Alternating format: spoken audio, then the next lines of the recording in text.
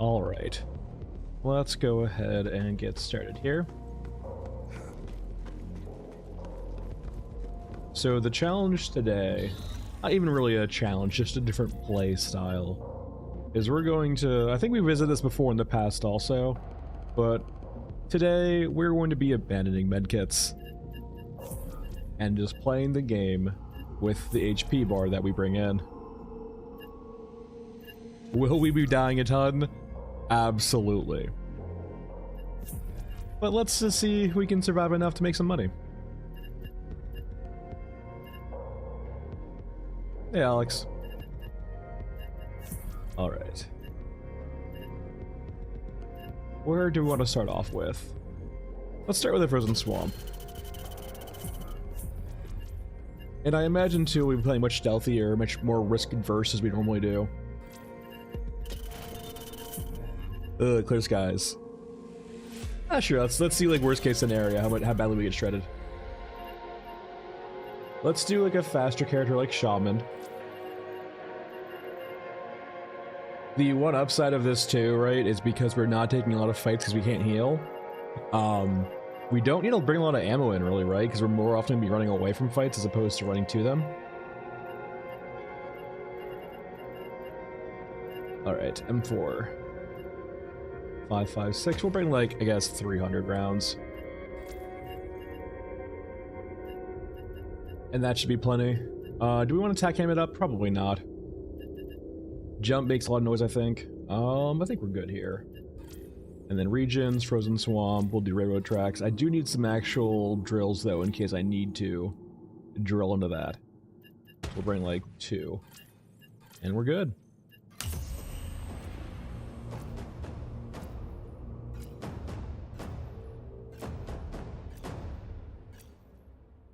Definitely the main thing I'm scared about the most is going to be the drones, for sure. At least last stream, I felt like they were attacking more. I was sprinting around a lot more too, but the drones seemed pretty feisty last patch or last stream. Every run tells a slightly different story. All right, let's get over to the crash train.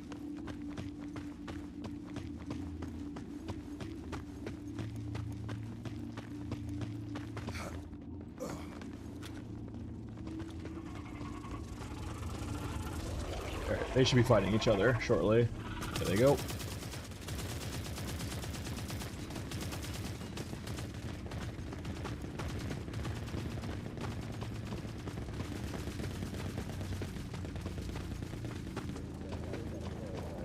It's fine, baby. Don't worry about it. I'm not angry at all. Like, you're free to engage the content however you want. If you just want to lurk, that's perfectly fine.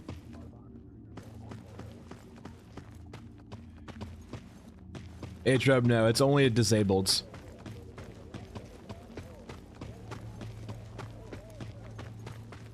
The destroyeds are just vendor trash, basically. That's all they currently have. They don't sell for, like, a few of them sell for quite a bit, like the grenade launchers sell for quite a bit, but most guns usually only sell for like 1,000 or 2,000. There we go. Avoiding the combats. Appreciate the good things. I do think they'll eventually maybe add like a scrapping mechanic. Well, maybe not. It depends. It's if they want to do even go that deep. But it would be cool to like scrap parts off of guns and other things and just like reutilize them. Now, the main thing I'm looking to explore today in this stream too is just kind of the. I really like Gunhead for his inability to heal because it kind of creates a unique scenario. And also to make it really strong. I don't think I headshot these guys if I shoot them. It's kind of iffy when they have helmets.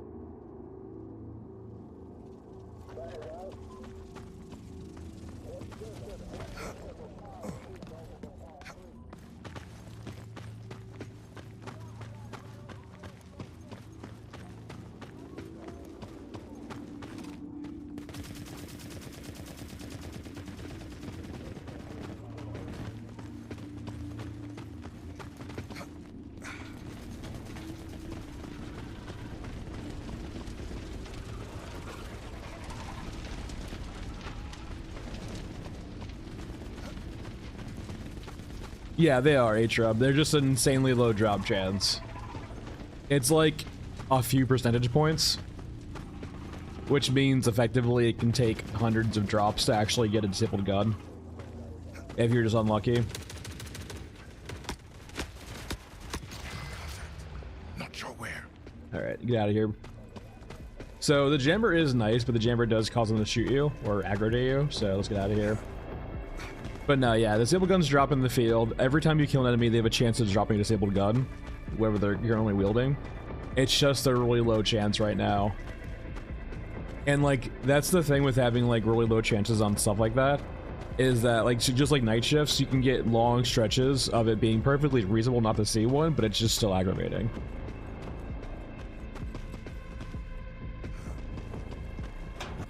I guess we're elevatoring here. I could go back all the way around and back to the pipes to get to the control room, but that is a long journey.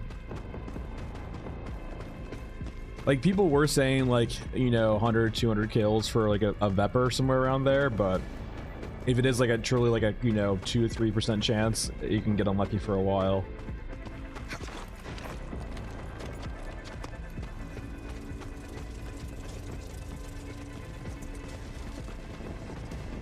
Alright, so I guess we're gonna be going for the elevator, because I don't have, like, the staircase could work just with no medkits. There's a lot of chance of taking damage on that staircase. So let's go for the elevator.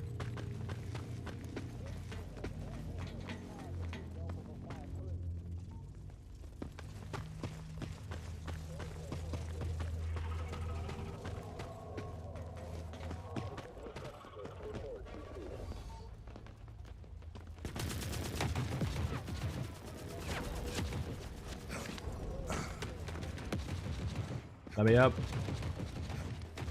Alright, we're good there. Can I get around this way? I can. That worked. And up we go. Is that medium mech? Yeah, it's a medium mech coming over. Stomp, stomp, stomp.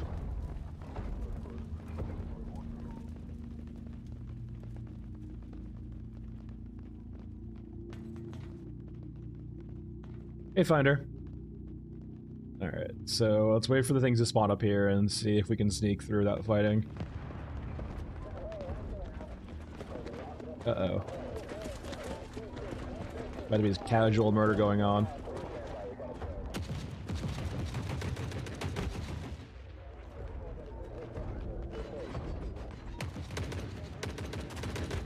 Oh, dude, that guy just got fucking smacked with a grenade launcher.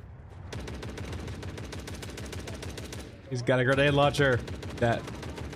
I think they're like right at the corner so they can't see each other. Oh no. The corners. Look, we have a death sound too. It's kind of modulated also. I've never actually heard like the Euruscan death sounds before.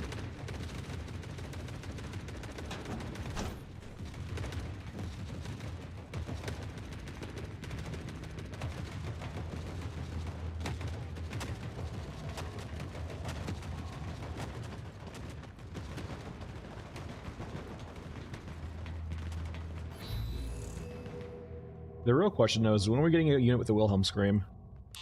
I want to hear. I want to see like. We need some like. If Eurasia has troops in orbit and they can drop them from orbit with like pods, I want to hear just like the Wilhelm scream of them screaming down from orbit. Just take it and like, you know, elongate it, stretch it. It'll fit. Wait, hold on here. I'm illiterate. Let me just fix this real quick. Up in the end. There we go.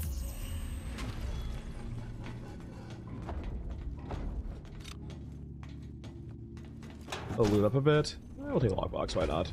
You never know what you will find until you look. Good there. Back to the elevator.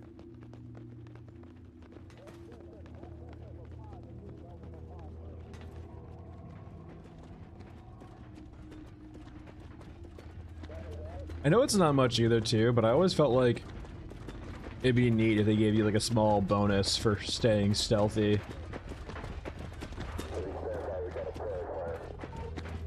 No, no, no, no. You saw nothing.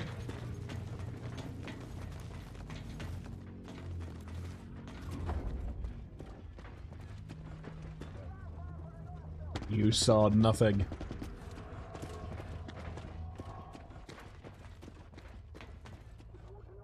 That's kind of quiet here, actually. Yeah. Like the drop pod kind of, sort of, yeah. Ugh. Yeah, and that's kind of, I think, partially due to like just how strong medkits are, is like you can fix any damage sustained as long as you have them. But like drop pods or just like other things like that. Or I mean, not even like Halo 3, but like Space Marine 2.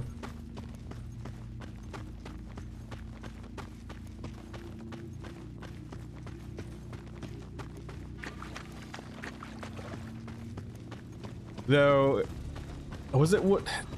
Is Toothy like launched by a catapult or something? I don't know. I can't remember what Toothy comes from. I think it's a catapult, right? That'd be gnarly to see.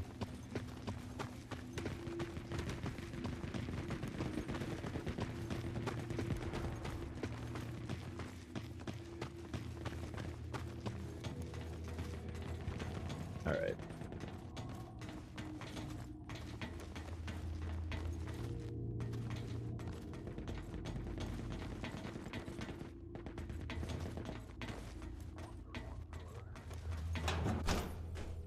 Gotta lower the train. Alright, we do have patrol on that side, about this side. Sort of, kind of.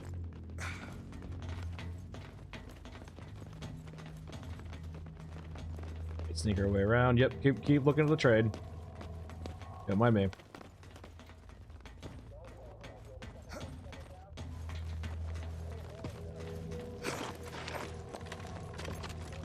Also, I feel like these trains should definitely have more inside of them. All signs point to this. These trains are very anemic so far. They need more, so much more.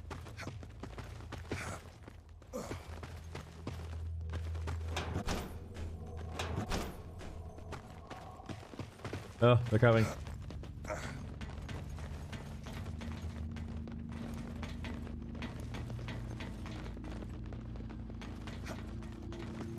Now, those EODs might assault us, but I think we've been pretty stealthy so far. The EODs never had the diamond above their head, which is a good sign, I guess. Hey, Duffs.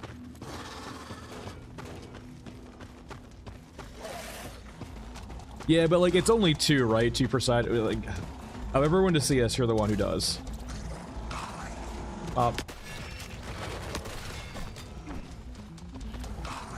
Where are you?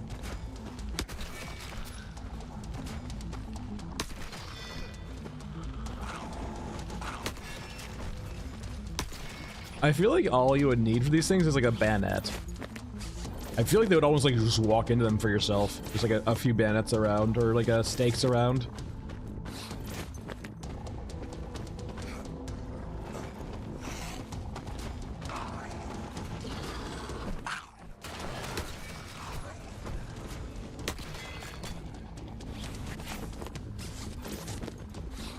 Alright, we're good there.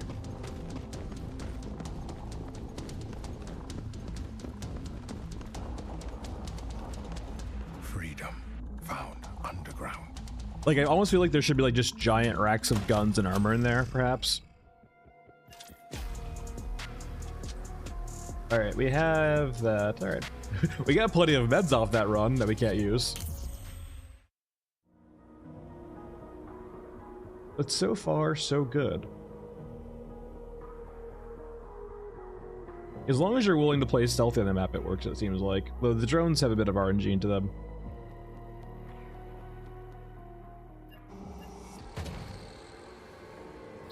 Alright. Data wave's done.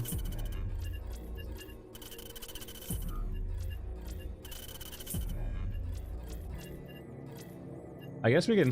No, let's see what quests we have. Sure. Let's go ahead and get our daily cemetery run out of the way. Let me actually try to do lost signals. I have like rarely ever done this quest. Hey, Pixel.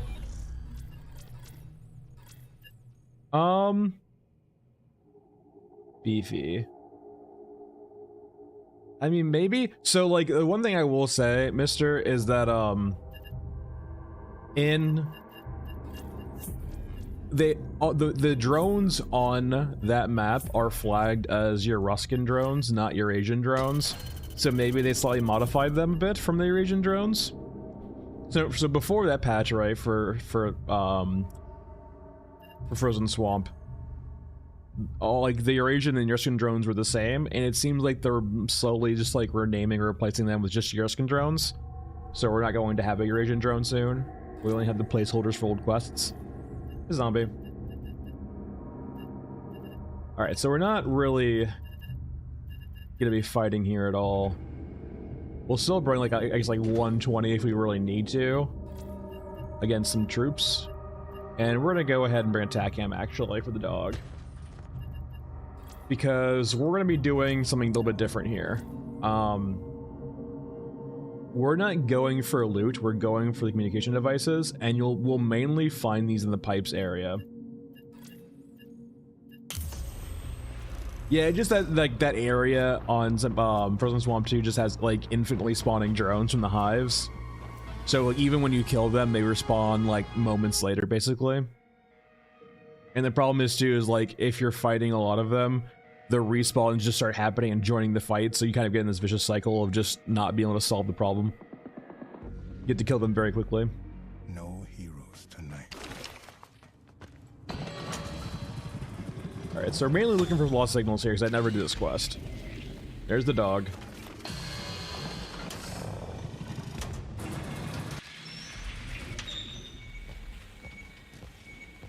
Yeah, unless you're doing clear skies. I will say, like, as long as you're just don't fight there and you should be fine. Don't fight and don't sprint. If you're gunhead, that goes doubly so.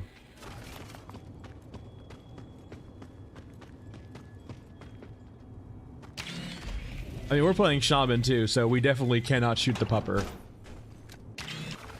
We will get demolished if we try shooting the pupper. Unfortunately, it looks like our logbook's in the main atrium.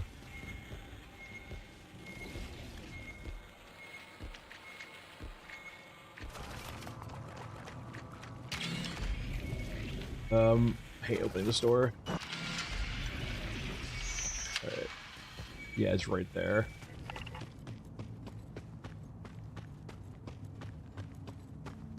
Yeah, that's exactly right, Pixel. It basically spirals out of control very quickly. And because the drones are infinitely spawning, it just gets worse and worse.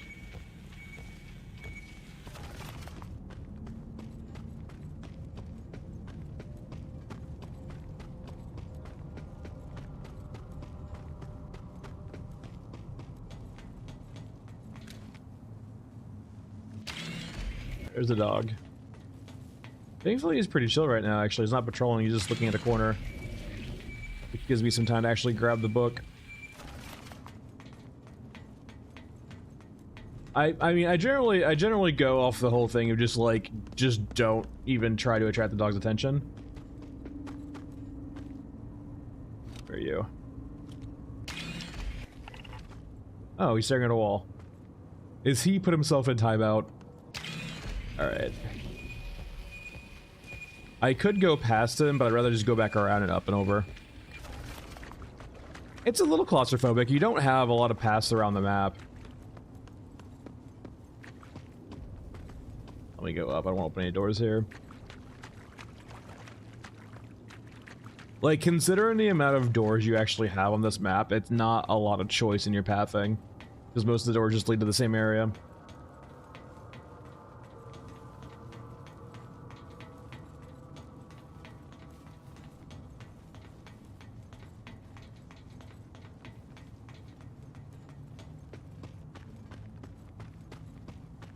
Alright, so we are gonna head back to where we were, and then head up, and then over. Basically, we just don't want to give the dog the ability to like leave that room if we can help it.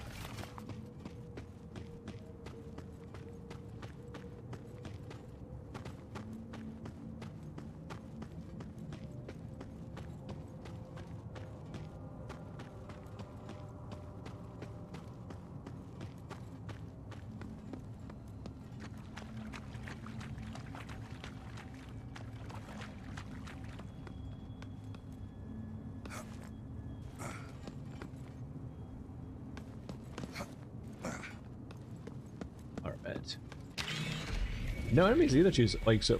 It's probably be some over there, but like yeah, so far no enemies at all. Spoke too soon.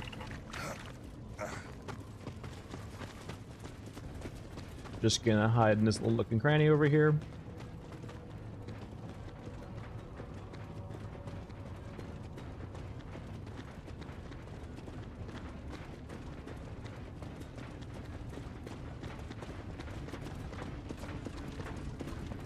Yeah, I like almost never spawn on this side, so I'm so unfamiliar with the actual spawn areas or triggers.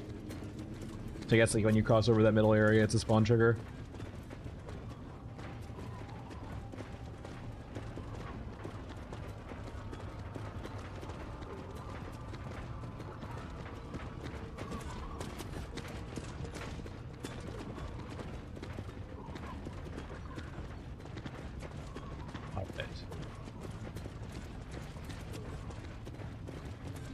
The AA vehicle right now doesn't spawn on the map, so like it spawns basically a European placeholder vehicle because it can't find the actual model that exists, so it's currently unplayable or undoable.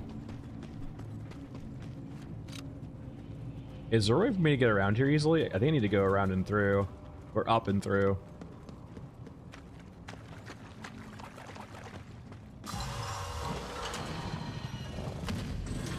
Speedster, if I don't think I said anything, but if I did, it wasn't intentional, though I don't know what you're referencing either.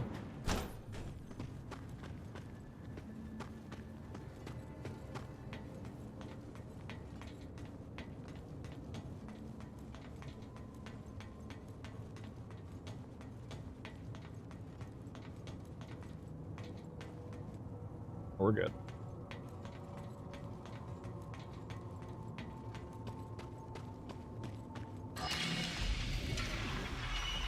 Yeah, they're mainly just like all over here for that quest. Like there's a few, like 2 or 3 scattered around the other parts of the map, but like all of the single quest items are like over there. Come on, you. Come on, there we go.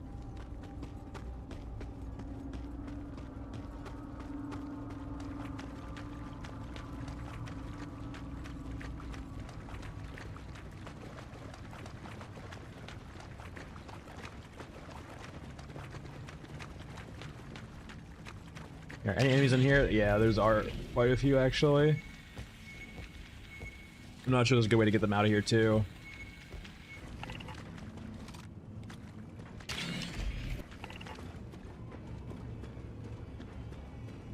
Nah, well, yes and no. For Gunhead, he has like a misaligned model when he's aiming. So Gunhead does actually have issues with picking up items. Everything else is basically fine. It's just that the comm devices for this quest have always been particularly bad. They've had to fix them a few times now.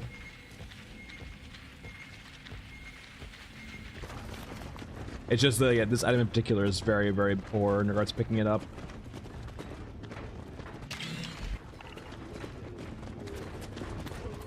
This feels very dangerous, what I'm doing right now. I don't feel safe.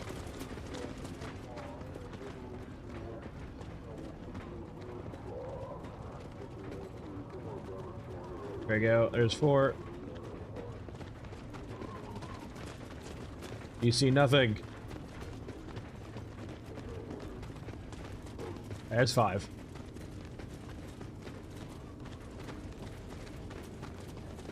I mean, I've seen a few of them, right? Like, there's like the whole use cryo ammo. There's whole just like use turrets or IEDs.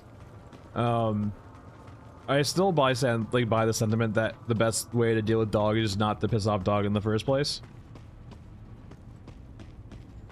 And like I've messed around with IEDs Turrets kind of do it, but like IEDs, I've literally had dog run through an IED and kill me through it. So everything seems a bit kind of like when dog is as quirky as dog is. Feeling. The best solution to is just not play with dog at all, as opposed to fucking with him.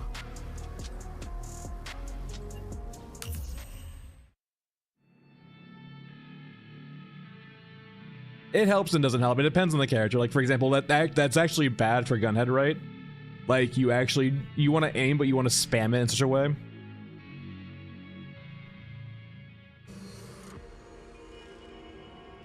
The vid says to run at dog, to scare the dog, and then when the dog comes to kill you, is to hide. Yeah, I'd rather just avoid the whole thing of, yeah, so the dog does tend to like run away quickly and then come back after you piss it off. I wouldn't look that much into it.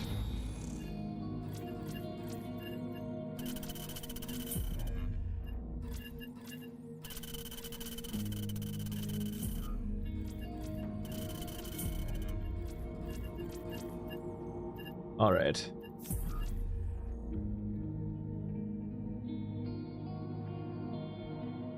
I wish they had like a stun window, right?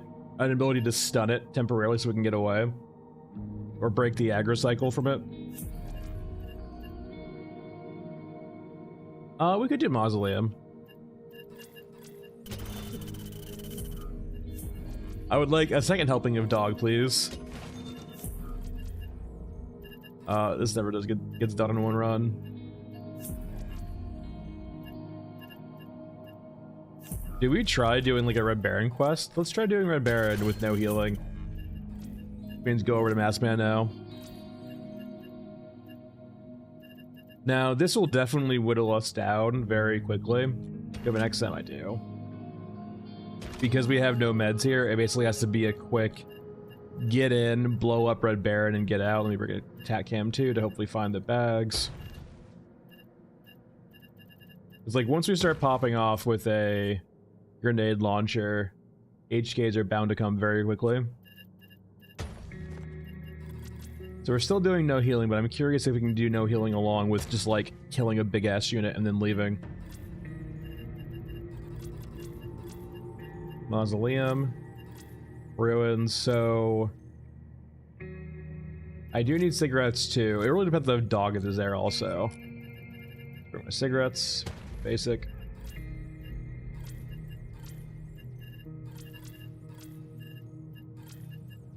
I think we're good. We have med bay, cigarettes, and then Red Baron.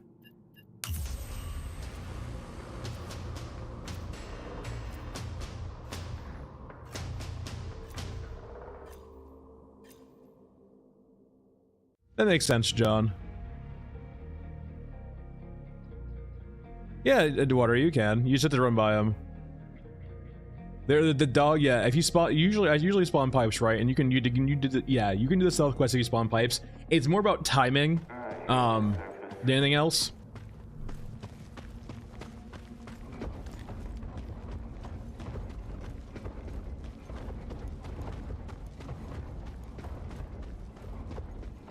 Yeah, and there's still issues with dog, for example, desyncing and just like murdering you while he's not close to you still. When we were messing around in the last community stream with dog, it happened to quite a few of us where he just grabbed us from far away.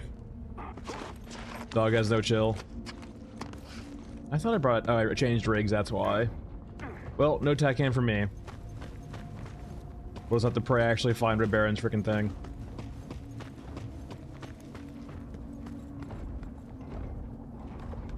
I guess you could probably too, if you just had Red Baron for long enough, eventually you'll get the scenario where you have Red Baron and our little friend, Rat King, around. Is there like a good cover spot I can use here? That's kind of good cover. Okay.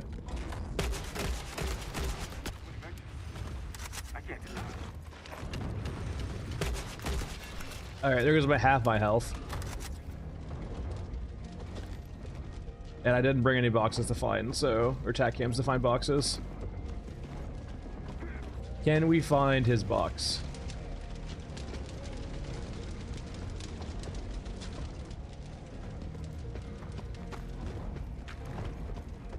But...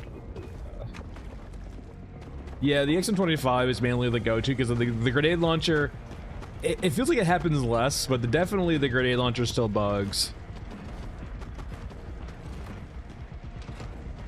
Or it doesn't proc the big explosion damage at all. There's like no way I'm gonna be able to find this, right? If I was a container with a flag in it, where would I be?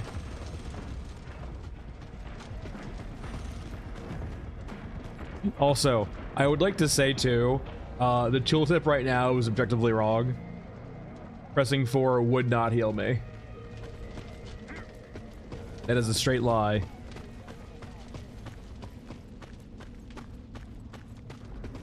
Well... I mean, we can take a gander.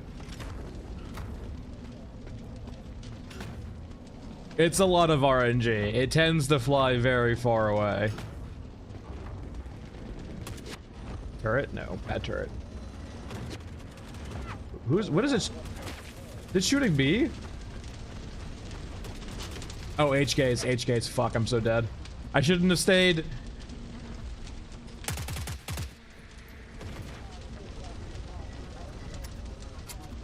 Hey, Bob. Nice, Bob.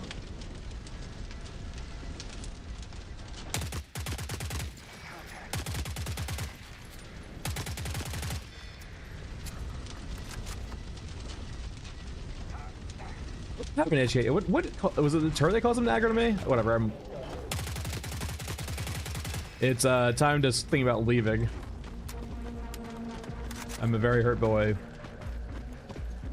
Time to deliver some cigarettes.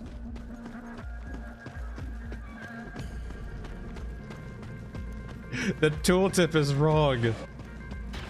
Oh, that's definitely dog.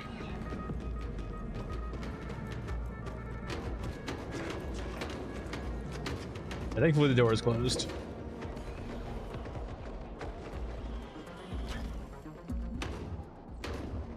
Wait, really? Sir, take your cigarettes. There we go. I still need to open the door, though. Not this one, the other one.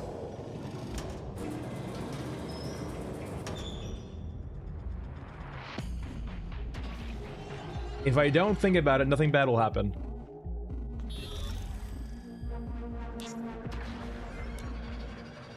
The dog only exists in your mind.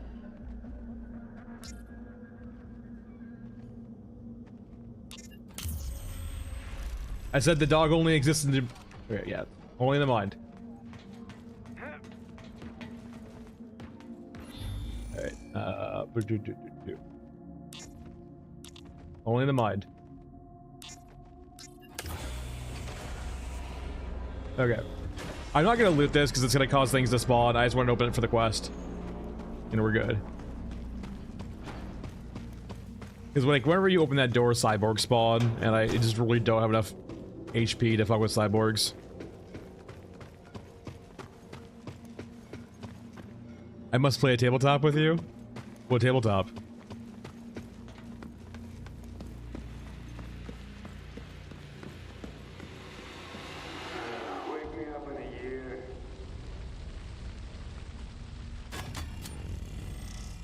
Well, we forgot the tech for the Baron's crate because we just changed rigs halfway through loadout.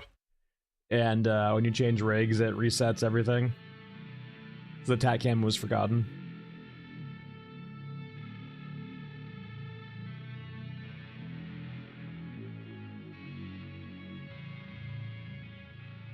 So I will take, considering that worked out pretty well. It was a little precarious.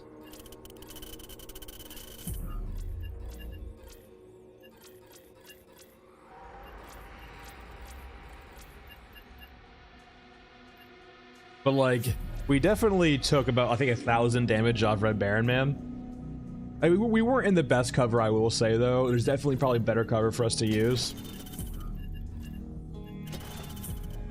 I imagine, too, with like an actual team, you can probably do like the whole scenario where you draw its fire and then ambush it from the back.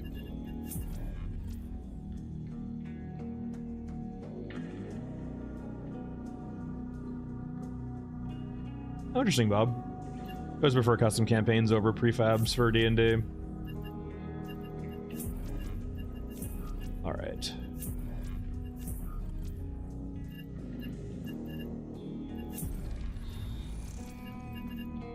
Looking for another Mesa. Could do bring her in. Much easier to do than the other one. Though, Mesa's definitely not a map where I usually like to piss off EODs. Because they will whittle you down. Let's go back over to Shaman. We actually just go over to Scav Girl. Let's just be fast here with this. Rigs. A quick in and out. M4 still works, I guess. 5.56. 600-ish rounds, perfectly fine. We probably shouldn't need that many, actually. Let's go down to maybe 360. That works. Regions, Mesa, entry point, ruins. We're just looking for Tormentor and then killing your agents. I think eventually, right, is they're gonna have probably pilots be able to leave medium mechs also. That's one thing I'm looking forward to too, is like more sync animations between the giant units like mechs, and then hopefully death animations too. Because right now the medium mechs just don't do anything when they die, they just T-pose until they despawn. It definitely feels like out of all the units too, like sure, if you want to despawn like infantry, that's fine. But I almost feel like the medium mech size thing should never despawn.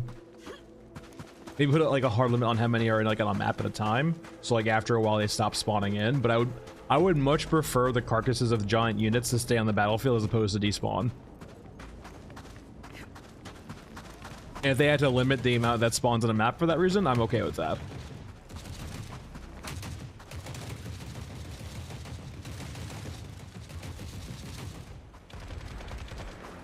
Alright. Hey, Tormentor.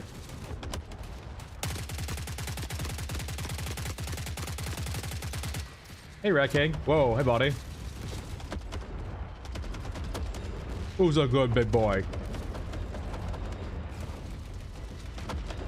Whoa, whoa, whoa, whoa, whoa, whoa.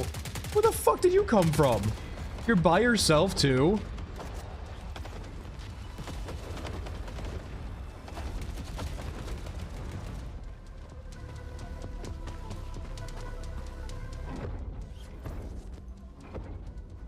Interesting. Is it an actual more like a D&D game, or we're just like a sci-fi's like more free-for-me?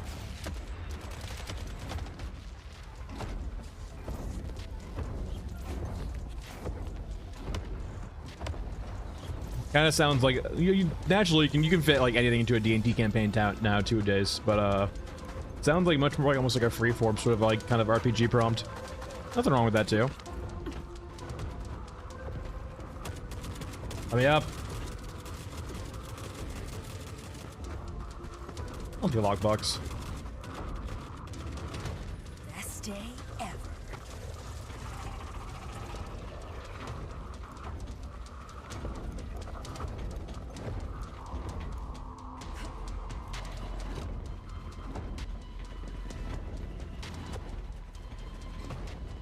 Ah, interesting. Okay.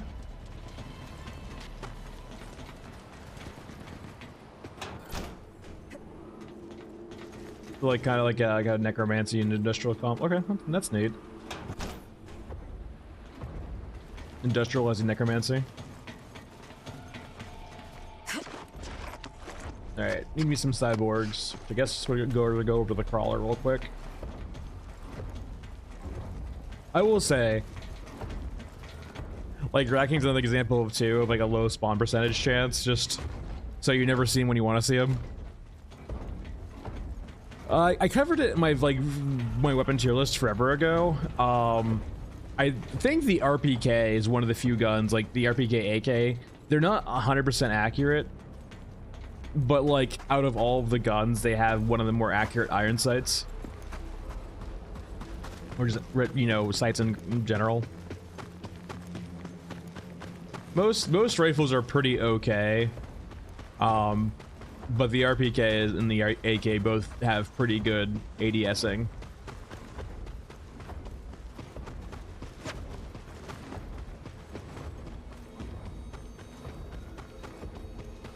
The M4 is not bad either by any means. Like, all of the mainstay rifles are pretty fine. Generally, the more niche you get with your guns, the worse it gets. If you just use the general iron sights in the G36, they're not great. I think they're a step down from the mainstay rifles. It's serviceable, but like the G36 is one of the first guns where you definitely, because it's like it has a it kind of has like a hip like this, right? Where, yeah, it depends on what you modify it with, right? If you're using like one of the closed off irons, it's not that great because you can't really see what you're shooting at.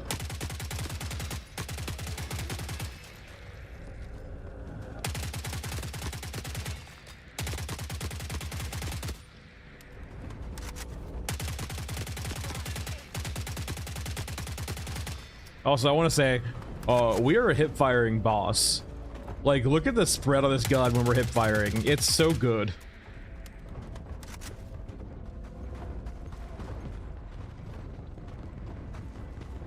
I would say that's coincidence. We've like looked at Hodor a lot too on things that like might influence certain things or like might indicate certain things. For example, back in the day, there was a theory that the TVs would show you when you had a night shift, but that just turned out to be false or inconsistent.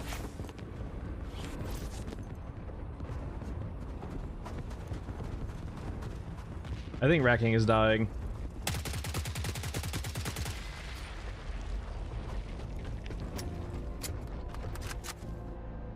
No, Wrecking is flying. I misspoke. Or I guess descending from the heavens.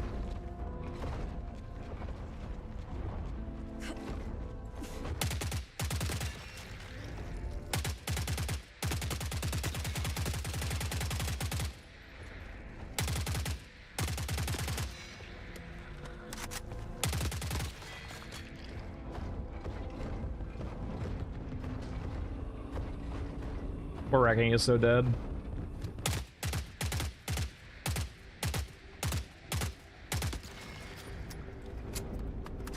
So, are they fighting? Yeah, looks like they're fighting now.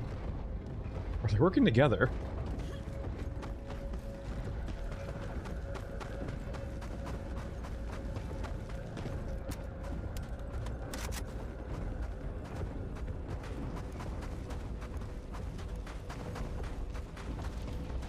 Is the factory owner a lich, Bob?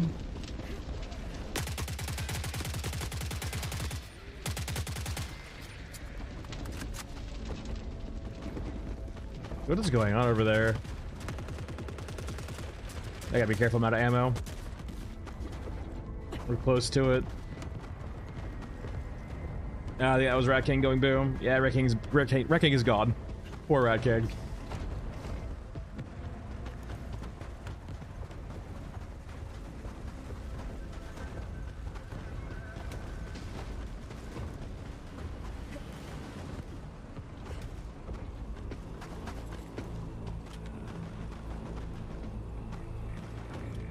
Just 3 Jones chilling.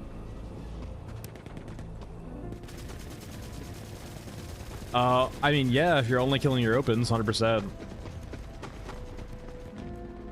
They drop so much 50 cal.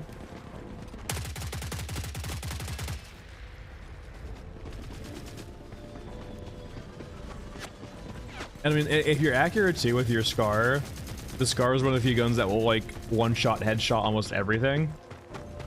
So the stacks are in 30, right? So whenever you find a stack of 50 cal, it's always in 30 rounds. It's, and if you're only killing your, like, yeah. There's a reason when we can run painless and come out with more ammo than we use against your opens.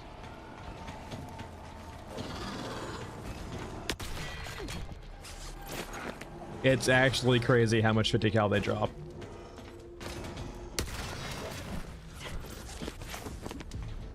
Alright, I would like some more loot before I leave. Though if we have runners, we probably just need to leave, but we'll see. Sounds like we got runners up there.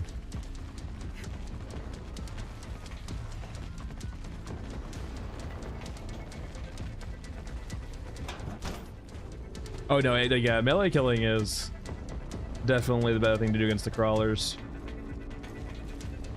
Unfortunately, the cyborgs hurt a bit too much for it. Hello.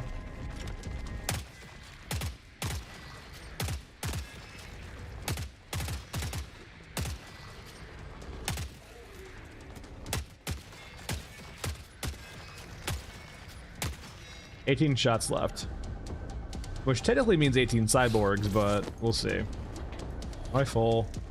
I basically am. HKs? For killing cyborgs?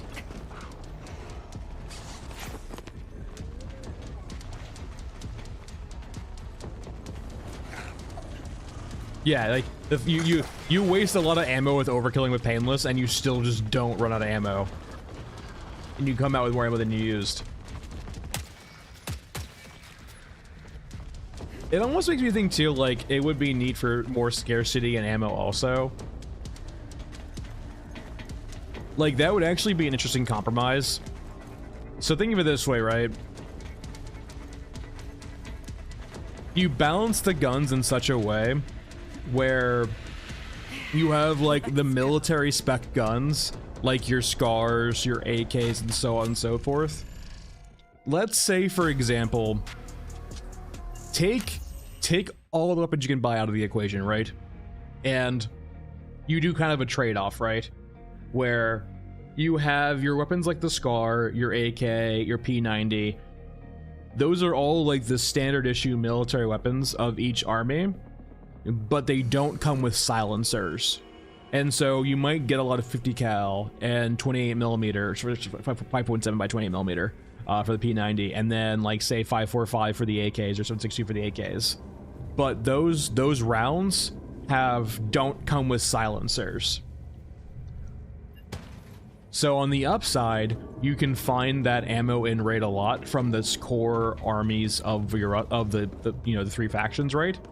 But the downside is they don't really see a use for silencers, and so you'll never find a silencer in the field for those guns, and they basically don't exist.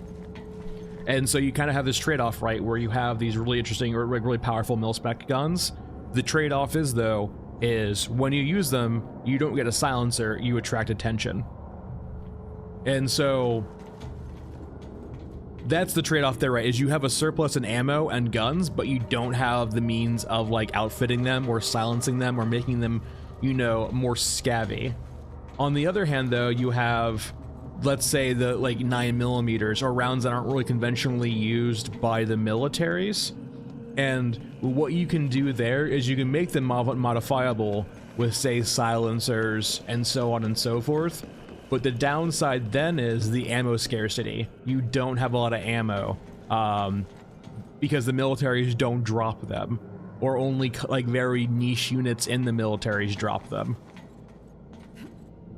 And that way you can kind of balance in the sense of, like, you can create scarcity for guns that scavengers want to lean toward, but you provide them a way of, you know, still having a more running gun mechanic if they really want to, with the downside of throwing stealth out the window.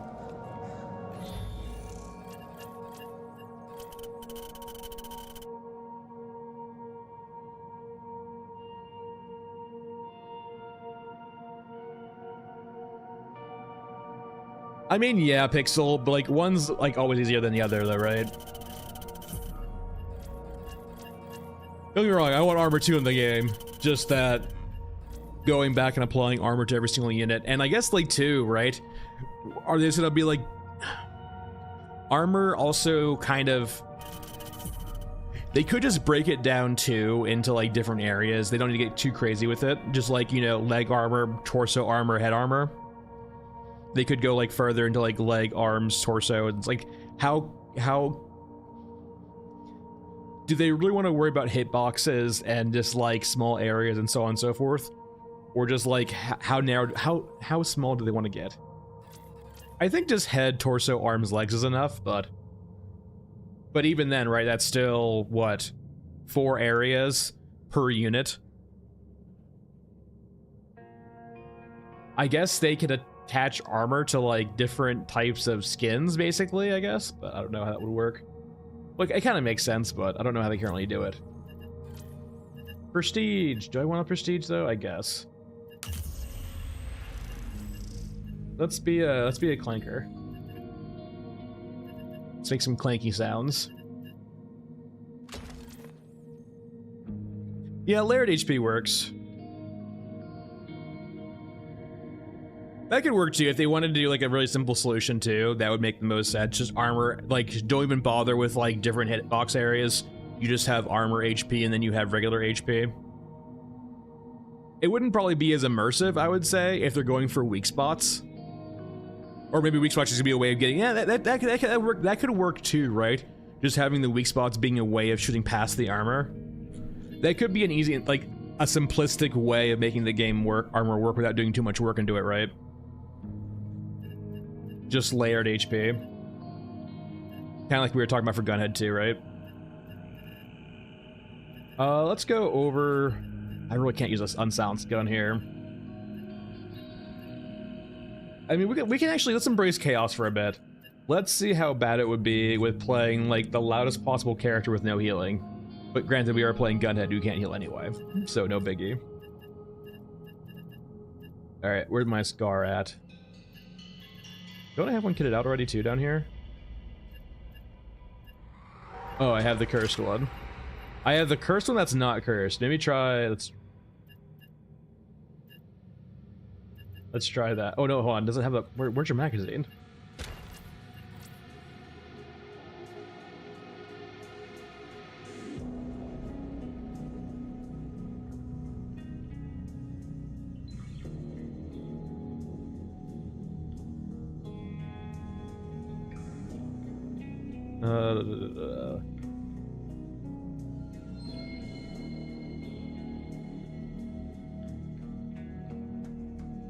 Sure, that works.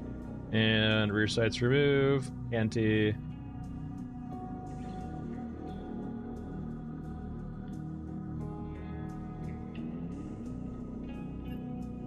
Okay, I'm hoping if I don't touch it anymore, it should give me what I want. All right, 50 cal.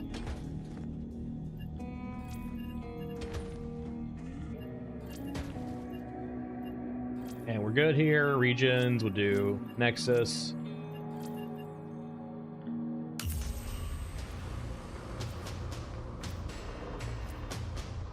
Hey, Scout. Yeah, that could be a way too, right? Like, yeah. I guess what, yeah. Think about it, right? You could, yeah, like, so you have different tiers of the armored bar, perhaps, something like that. And, like, you whittle down armor to lesser tiers if you just shoot the armor.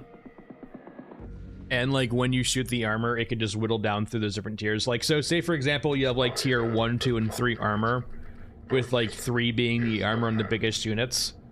And some guns might not even be able to damage that armor.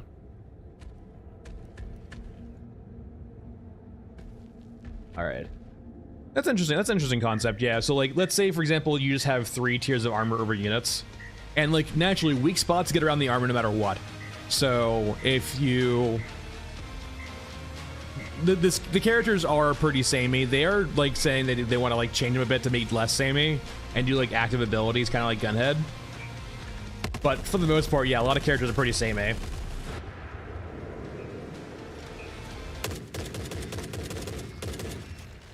The speed does change things up a bit, though. No, but like that seems like a simplistic way of doing armor. Is just having 2 HP bars with, like, armor on top and having different tiers of armor that you can whittle down with weapons that can damage them, or just go bypass them with weak spots. And so, like, that's a good way of, like, for example, doing, like, Mother Courage. Is, like, maybe, for example, small arms can't hurt her outside of weak spots. And it's an easy way of doing armor, right? Is you don't have to worry about multipliers, you don't have to worry about like all the like different areas like that. You can still have you know, headshot and so on and so forth, but it's a neat way of doing armor without having it be like super complex. Oh yeah, they like twiddle on the floor now for sure. Yeah. Oh, that's grabbing.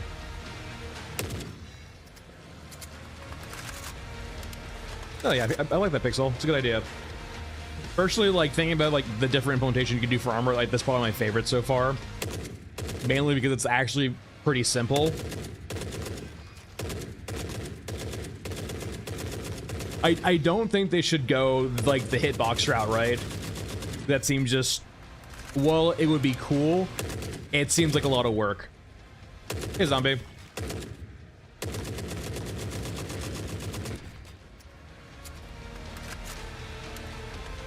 Yeah, just like you provide ways of bypassing the armor, and units can have mitigation or ways around it. You make it basically much more like RPG or MMOE, but like that's perfectly fine, right? You're not trying to be a milsim. There's plenty of like milsim extraction shooters if you want that, or that just like a microwave gun to like fry electronics. You just start microwaving zombies or cyborgs alive, or I guess not even alive, just whatever state they're in currently.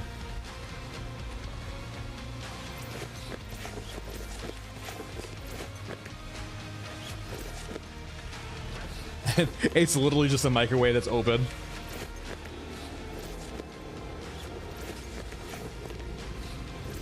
And whenever you kill a cyborg, it just dings.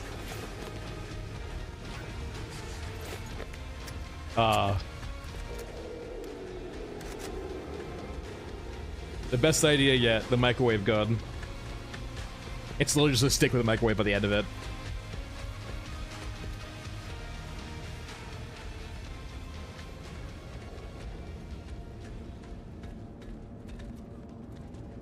Those snipers up there, there's infantry.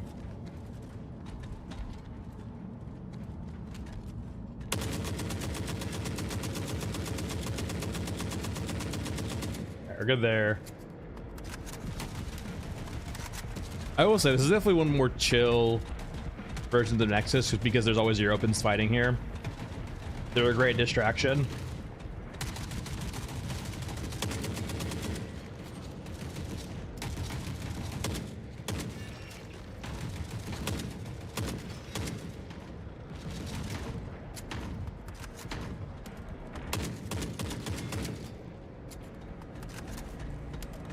Oh no, yeah, Colin, there's definitely been snipers up here before. That's why I scan for them. It's not always they spawn up here, but yeah, I've definitely seen snipers spawn up here before. I think only your Yushkin ones though, which they still do smack. They hurt. Oh god,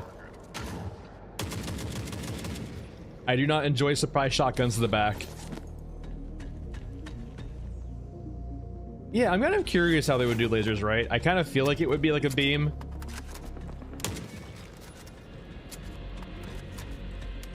I definitely, I think exploring the concept too of requiring like weapons to take up large item slots would be interesting also.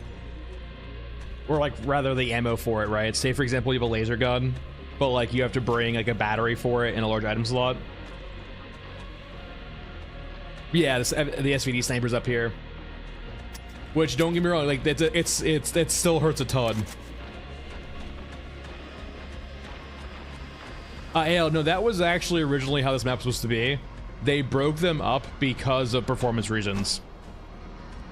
So I don't think they'll ever combine them. They might expand this map in the future, like make it a bit bigger. Hello. But no, like Mausoleum Trenches and this map were apparently at one point all one map. And unfortunately, it was just, the performance was too bad. So they had to can it and split them up.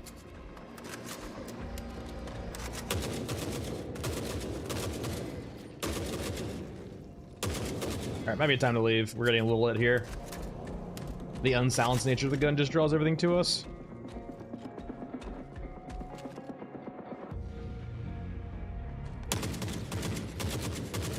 kind of like how I was always said for Tarkov, right? Like the main thing in regards to Tarkov and like combining all of the maps was always just like, how do you load in the assets and keep it from like destroying performance?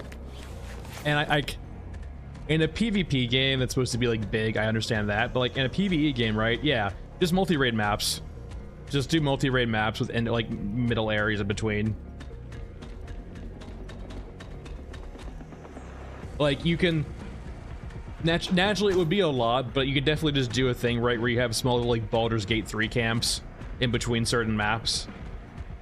You could probably have a generic one too, but like that'd be a cool way too, right? Because like think of it this way, they could just keep producing maps, but like what else? Like we have what, 3 or 4 more maps on the map currently they haven't released yet, and if they keep the current cadence they'll be done very soon.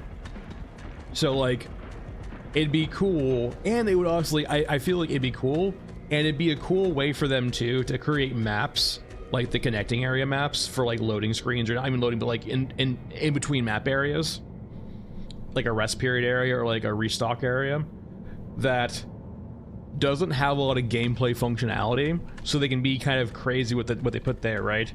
If they want to show you something, if they want to be artistic, and they want to like, you know, do some cool like geometry or features or art, that'd be a cool area of doing it, or cool time to do it at not, you know, there's no expensive gameplay.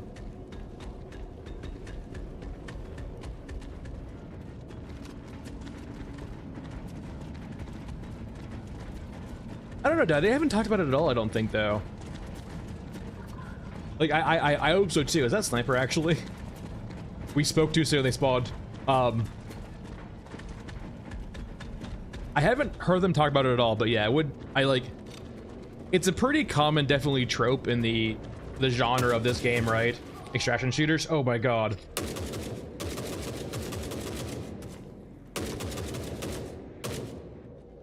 No, no, no.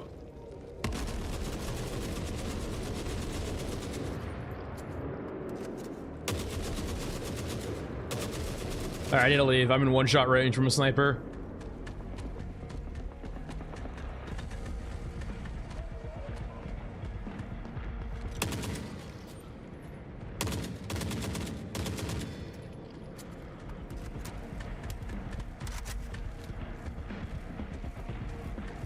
And I do like think diet too, like that's definitely my point. If they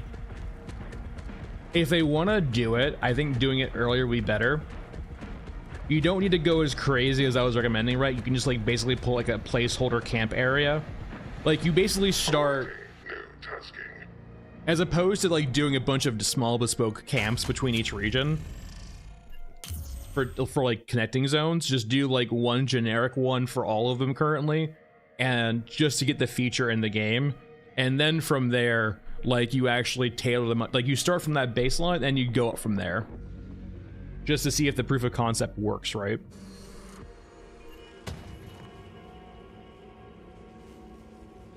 Yeah, I don't think they're gonna be like, they could do like sci-fi lasers. I feel like personally, like more realistic lasers are much more terrifying, like the beam lasers, but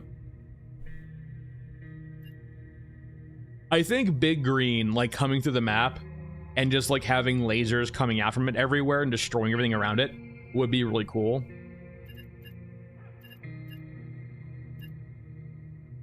All right. We have not done Scorched Enclave yet. We haven't done Trench Lines yet. Let's start with Scorched Enclave.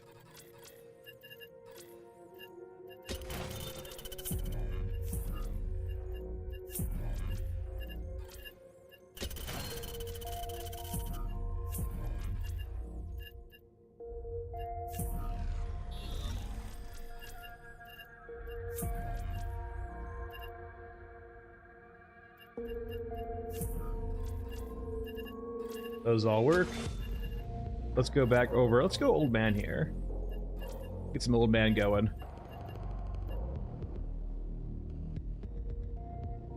What gun? Definitely leading to silence on Scorched Enclave.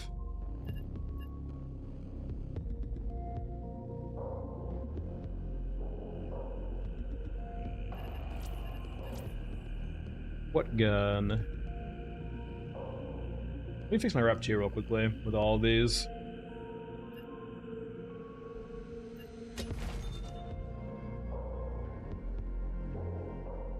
We haven't done a saw in a while, actually, but unfortunately, old man cannot use a saw or an SMG.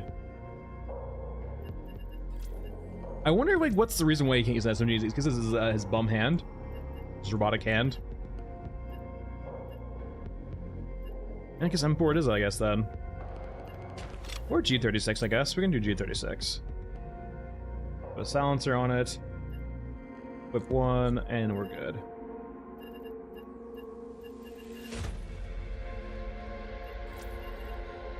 Regions, Enclave, Cemetery, and we're good.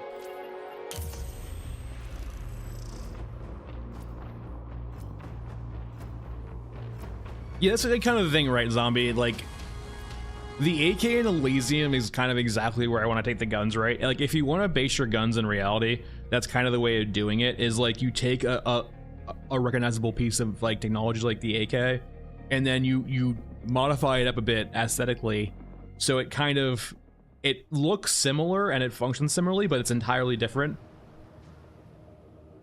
Like, it was like high tech. It shot like fucking exploding rounds too. 7.62 like fragmenting rounds or something like that. It was crazy. Then there was like the chem gun in that movie also, which was like insane. Yeah, like that's kind of like, if they really want to keep like the modern guns, that's definitely where I think you need to take it. Is you need to modify them enough to like actually function not exactly the same as reality, so you can explain away that different functionality. All right, where's Pyro? I don't really think they need to go that far into a diet. Like, if they during raids, no, not really. If they went like the city builder route, I wouldn't mind having to manage food and water in like the innards, but as a whole, not in raid.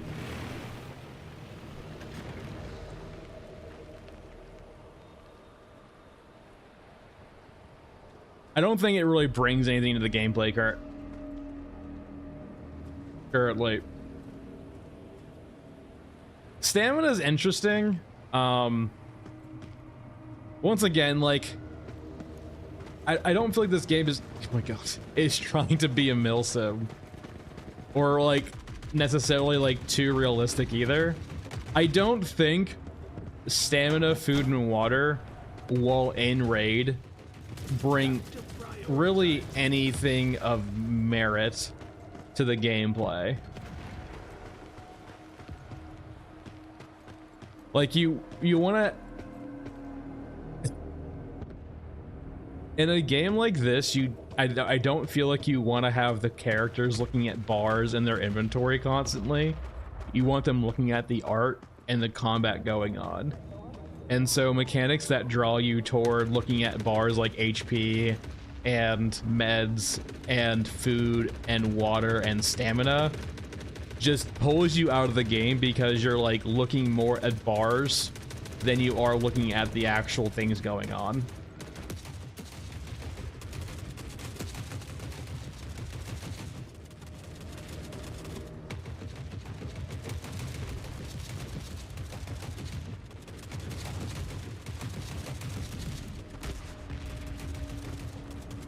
Oh, I need to find like where the other pirate spawns are. I only know 2 pirate spawns. I know he spawns here. I know he spawns over there.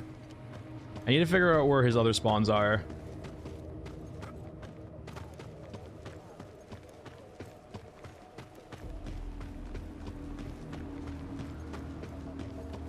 No, yeah, the tanks have been real ever since like the December patch. The tanks have been going crazy when they die. They like basically, the physics for the tanks are fine now when they're not dead, but when they die, they go real crazy real quickly and they start basically flying and bouncing around everywhere. I mean, maybe. Wait, is that Pyro? No, it's just a poor grin. Hello, sir. Can I shoot you? Alright, I freed you. Also spawns in the field. Interesting, okay. No. Let's head over there then. He might be dead already, but... Wait, is that him? No.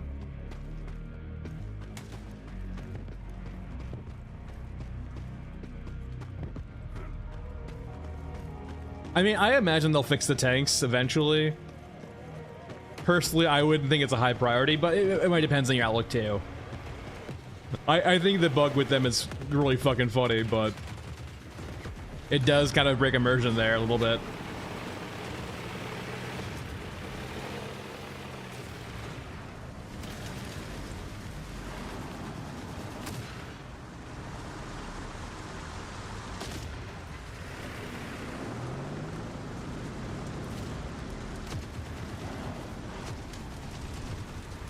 There it goes.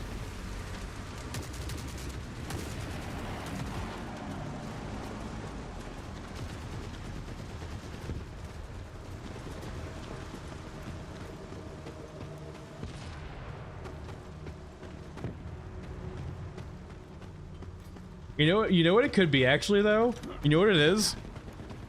The space station in the sky overhead is, it's just looking at the battlefields, and whenever a tank dies, it uses its tractor beam immediately from orbit to pull the tank wreckage up to recycle. It's just going back to home, to getting recycled.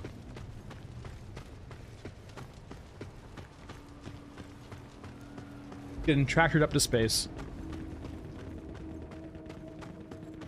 All right, Pyro, where are you? Yeah, orbital tank recovery, exactly.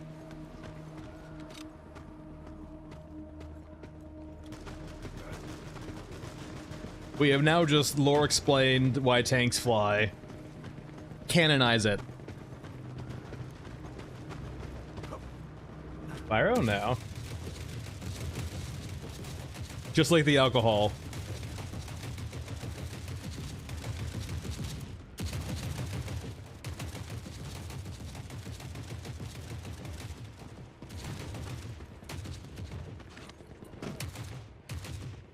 Yeah.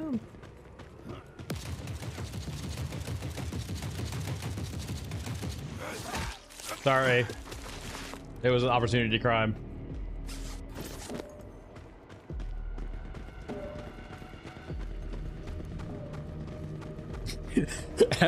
Yeah, and the art book, you just like get to like the last page and it like shows like a tornado of tanks.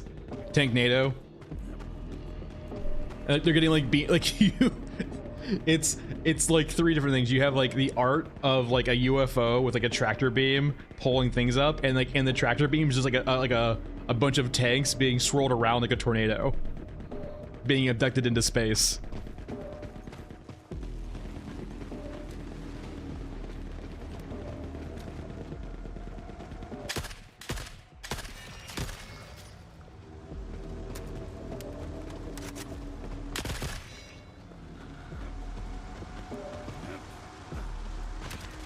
Ow.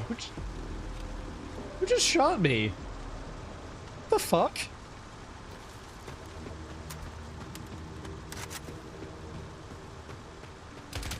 Near miss, taking fire. Okay, no, here's the thing. I'm genuinely curious right now, right? Because it's not, I don't think it's aggroed, right? It's like actually taking like long-range pot shots at me right now. This is curious. I don't have HP to heal from this, but I'm what is going on? Are they trying to shoot the tank and they're just like redirecting to me? This is I want to clip this actually for the devs, because this is like a very weird scenario of the AI right now, right? A bunch of Eureka and Eurasian enemies, right, cannot currently shoot the tank because the tank is a tank, right? And why would they shoot that? Like, it seems like they have programming to not shoot the tank, but they're trying to fight an enemy, so they're shooting us. This is so weird.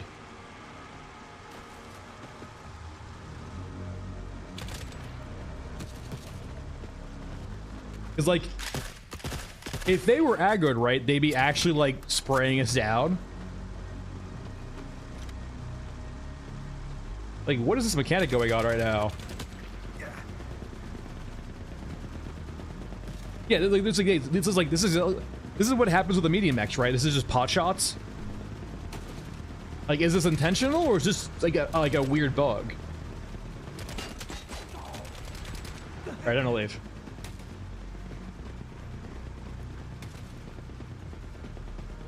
Because it like maybe they have like conflicting code where they're trying to fight the tank, but they don't. They have like orders not to fight the tank because they can't damage the tank. I don't know. It's weird. Or perhaps right, like they have code to not shoot at the tank because it would look weird for like people to shoot tanks with small arms. I don't know. It's weird. Oh, I got plenty of evidence of that now. Like that actually like. Whenever people say they get randomly shot by something, that clip will just now explain what's going on, at least to some extent.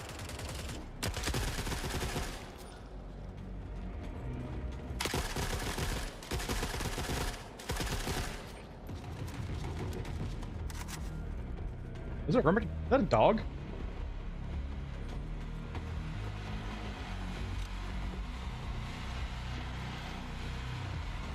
Maybe an Orgamech. It sounds very stompy, right? Like an Orgamech, perhaps? I could probably take a quick gander, actually. Nope, can't see it. I just despawned, too.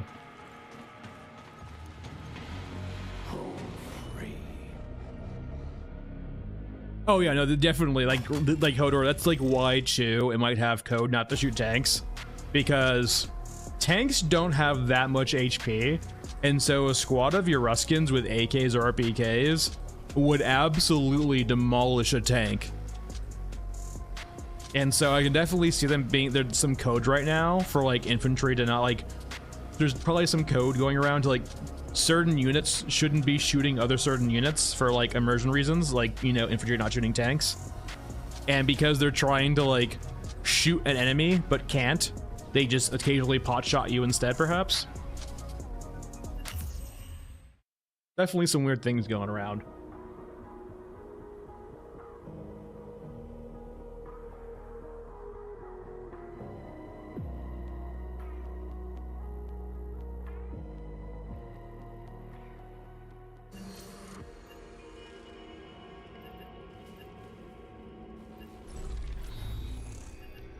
Yeah, they weren't moving either. They seemed like they definitely felt like they were stuck in a loop a little bit.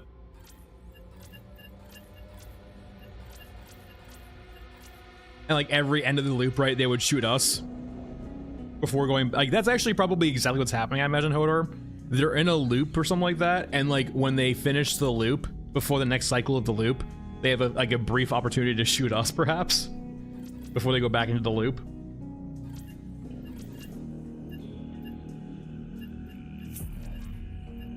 All right, the one that we haven't done yet, Mech Trench. Data heist. I need more Mech Trenches.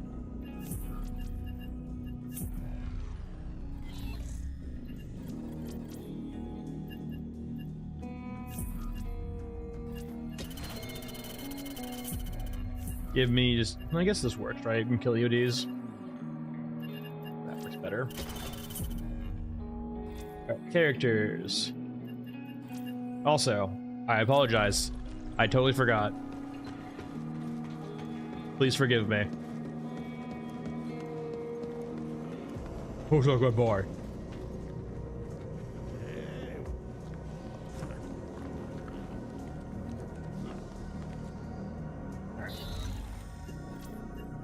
Go over to... Go Bagman.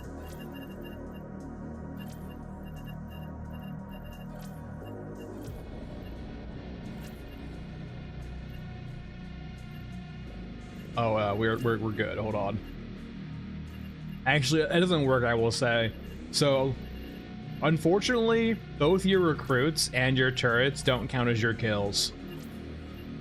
Very unfortunate, actually. We'll do the rack later. Where are you, Painless?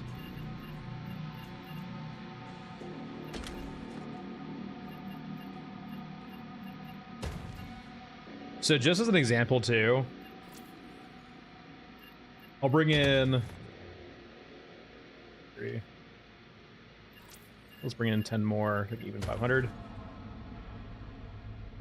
right, so I'm gonna bring in 500 ammo. So we have 200 in the chamber already, right? That's just free ammo we get. So then we have 700 rounds. Let's actually go down to... No, that works.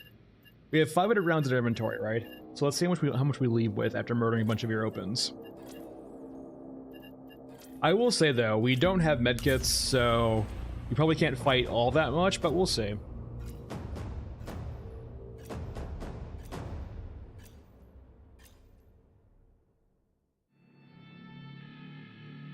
As long as we break even, right, it's perfectly fine.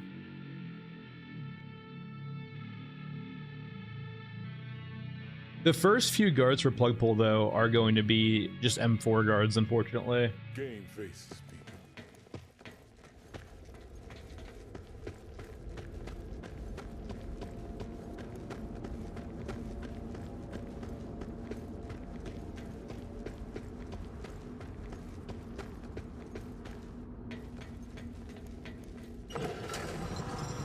Alright, over we go.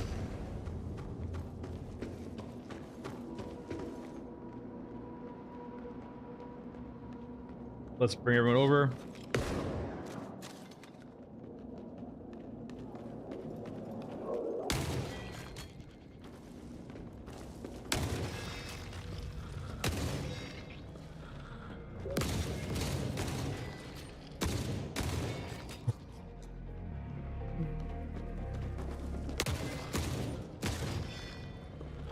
That one's behind us, so we're good.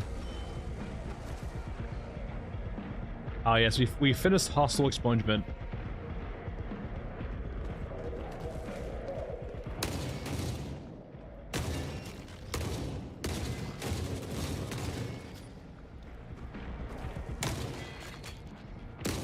All right, we're good.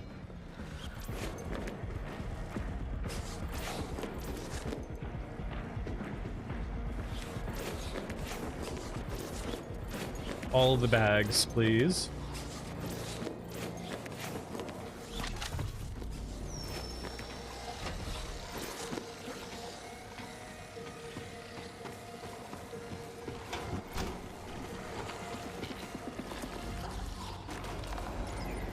Good night, sweet prince.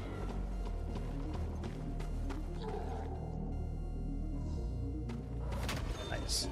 Alright, I'm gonna go hack the servers. I don't really need to kill them. Move on.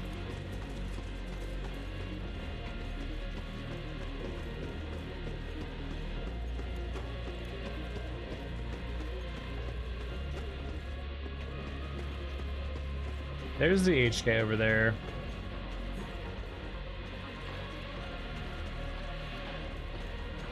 Wait a second. Where's that pipe go to?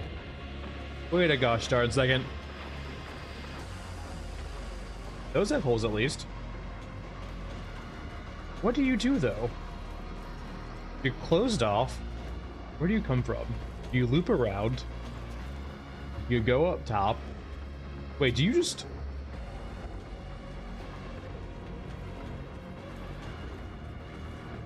And you just... What is going on?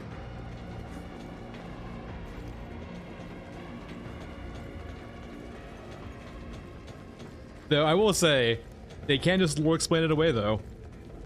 It's the corrupt builder AI. They just make things that don't even work anymore.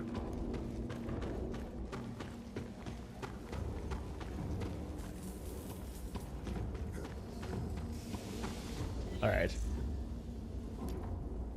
And actually, it is lore explainable though, right? It's basically just like AI making things that don't need to exist just to exist.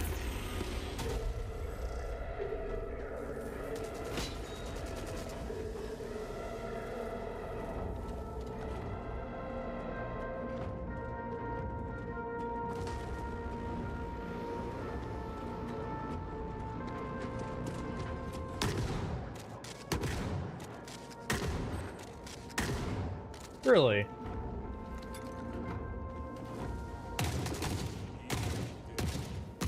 There you go. Bring the rain.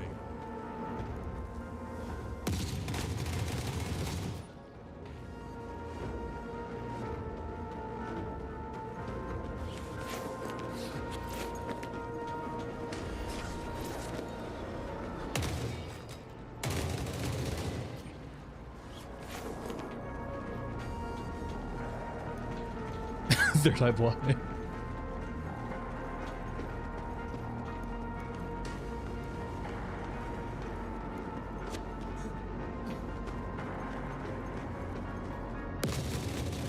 Alright, we're good there.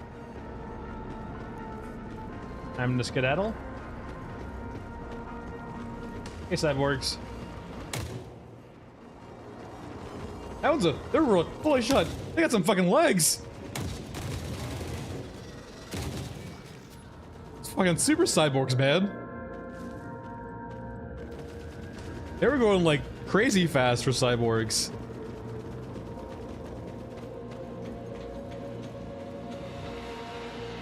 We get to see another day. All right. I gotta make sure I don't move stuff to inventory.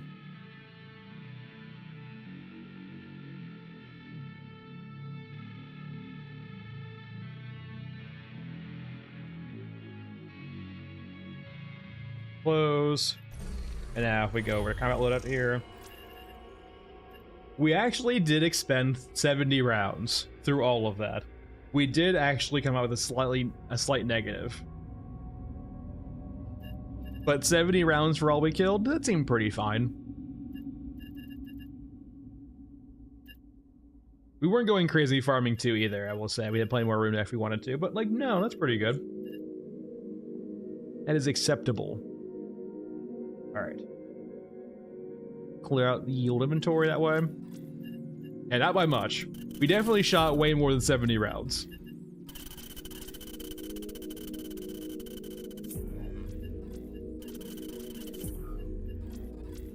Alright, we're back to the loop.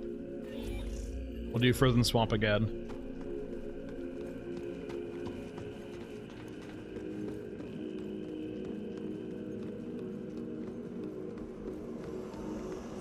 Who's a good boy?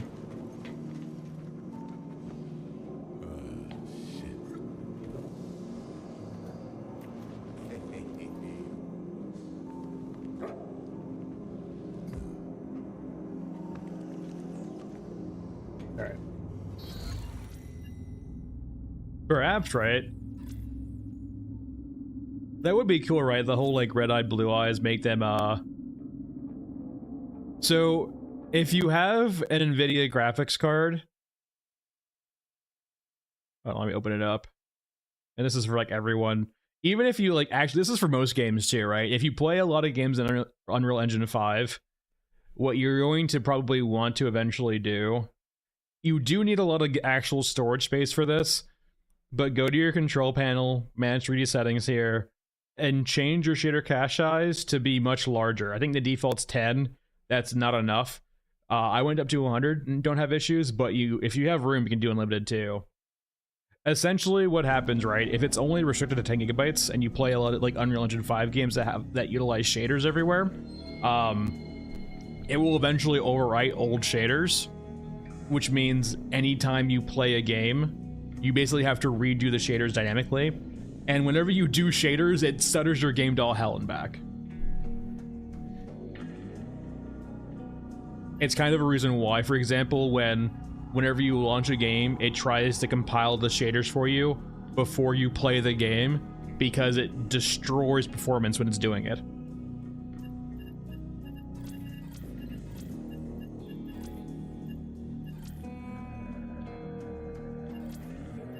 There's no shame in trying, Third Eye. There's no shame in trying, especially with the demo out too, right?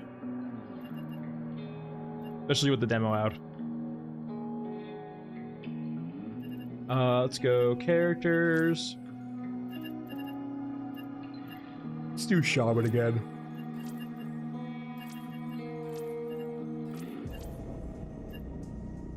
Perhaps, yeah. Like, I wasn't playing many other games too. It could also be too, this game might even take up that much storage space for shaders too, right? So when you play different maps, it might have to actually load in different shaders for just different maps too. Probably Blood Panda with a 1050 Ti. It's probably mainly just a VRAM issue for your graphics card. Games are very hungry for video RAM nowadays. You can make it. I think it's only a global. I'm not sure if it's specific more than that. You do have A47. You can go, like, when you're doing here, you can actually change programs too, if you'd like. And you can do custom programs. I don't think shader cache size is in there, but it might be. And you can do other things in here too, right? And mess around a bit. Weirdly enough, there are actually even, like, what's it called? Profile Inspector, I think, for NVIDIA. Blood Panda. You can do a lot of funky things with Profile Inspector, I think. I think it's called Profile Inspector. Where you can, like, massively degrade the visual fidelity of games. And, like, turn off certain things for performance, hopefully. Now, it will make your game look like absolute dog shit, but you can do it. I'm not sure it would actually help out a 1050 Ti, but, like, yeah, I think it's NVIDIA Profile Inspector. Hold on.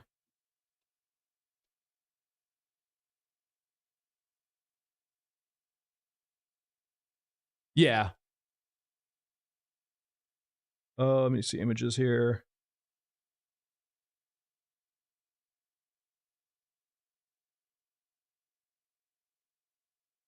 Yeah, I would recommend, like, probably doing this from the GitHub and not from, like, a third-party page, but, like, yeah, so NVIDIA Profile Inspector, it basically gives you a bunch of, like, really custom tools and a lot of granularity when changing the visual fidelity of your game, and you can do a lot of things to, like, help you out performance-wise, though when you go really crazy in this regard to, like, trying to, you know, give yourself performance, it can have unintended side effects on the game, right? Where you degrade it so much where things don't probably look the way they should. But if you're struggling, you can try it out and see if you can actually get a bit better performance off this. It's definitely some playing around, though. Like, you'll have to, like, look around and see how you can modify it a bit. But yeah, it's a useful tool. It's a powerful tool, but, like, just no one ever plans around you using it. It was a thing back in MMOs too. It was mainly used in New World. Like, you would basically make your game look like ass on purpose so you could see better in PvP.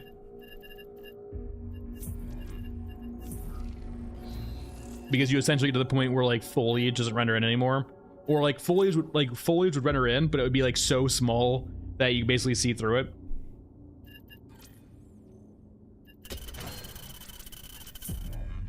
Yeah, it's unfortunate too. It's probably just more of a Lumen thing also, Blood Panda. Like, it's a real trade-off.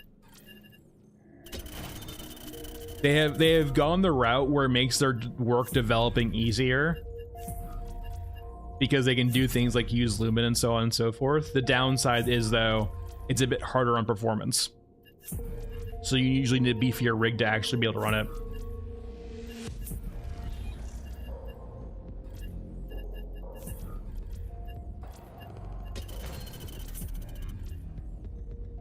All right.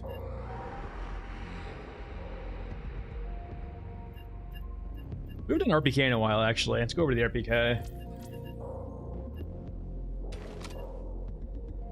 762.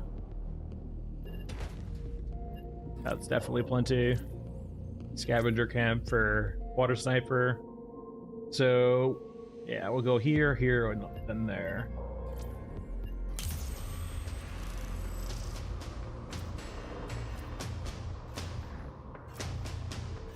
I haven't actually seen it.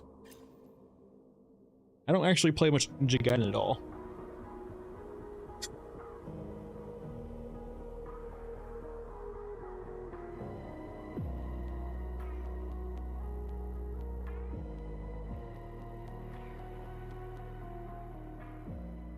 Okay. Choices matter for those below. Give me 1 second.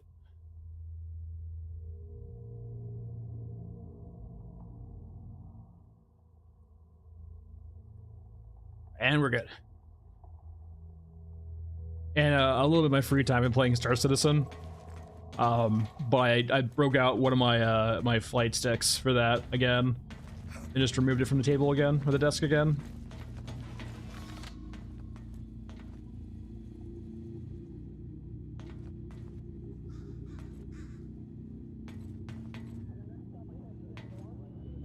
Yeah, that's unfortunate too. Like,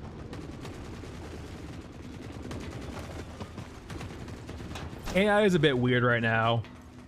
It's gonna basically take, I think, until we have the bubble crash for AI, it's unfortunately just gonna be the cancer that it currently is. And don't get me wrong, I think AI is a very useful tool, but people are trying to like basically force a very specific shape into something where it does not fit into. Like, AI has its role in the future, right? Especially like and it's not even AI, right? Like, sure, you can call it AI, it's just predicting the next word. Like, it's using probabilities to basically say, oh, what's the next word that's supposed to come after this? It's not even really AI. It's the illusion of artificial intelligence, right? And it's still a useful tool, right? It's basically like a search query for like, what should the response for this be?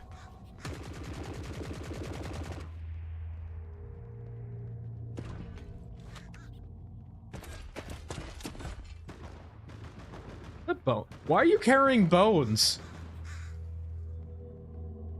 Do you eat the bones?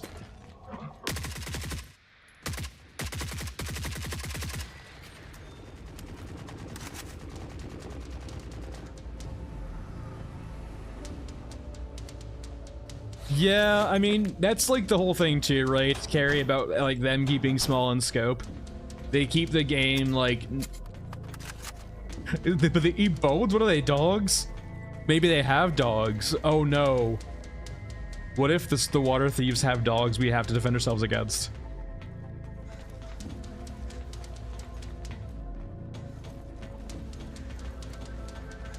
Oh, it is the, or yeah, they pick up bones that like yeah. So we protect our water supplies with our Dobermans, and they use the bones to distract the dogs like a fucking Looney Tunes show. Yeah, like, that's... Carrie, it's a complicated issue, but no. I'm very happy the devs are keeping pretty small in their scope.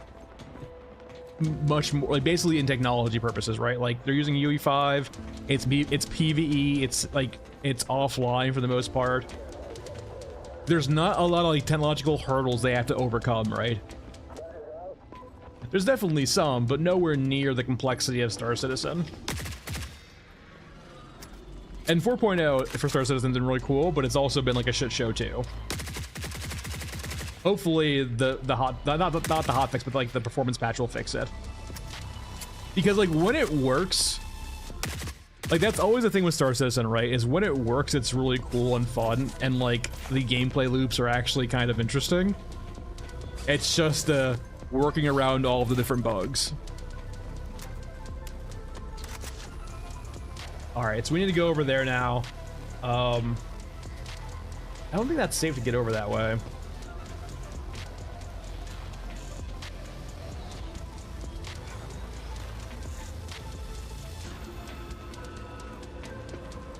I'm actually kind of curious too, right? Like, what faction actually like made the cyber dogs? Considering we're on Eurasia, or sorry, we're on US right now, it kind of feels like maybe a little bit of European.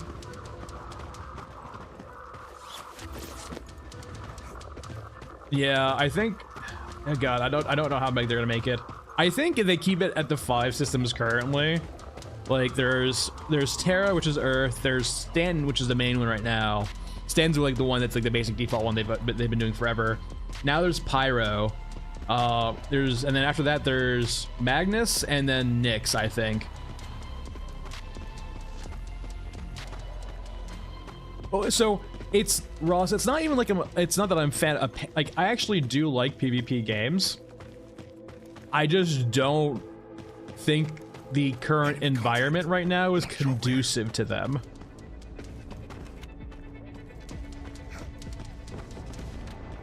Basically, until like there's a good leap forward in anti-cheat tech, I just don't. I'm not a big hype on that. Now, Dune Awakening, I will try. I definitely will try Dune Awakening and maybe even stream it. But like my main reservation with Dune Awakening is is Funcom, to be quite frank. I do not have a lot of faith in Funcom.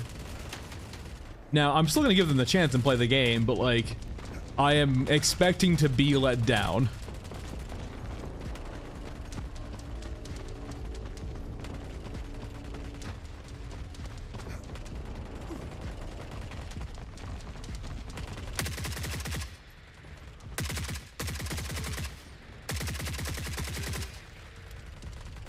Funcom has a tendency to like...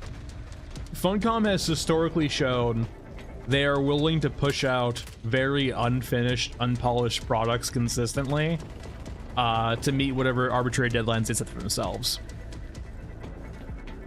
They did it with Age of Conan, they did it with Conan Exiles, they did it with Secret World, they've done it like everything, every project Funcom's ever done. They've always pushed it out before QA pass.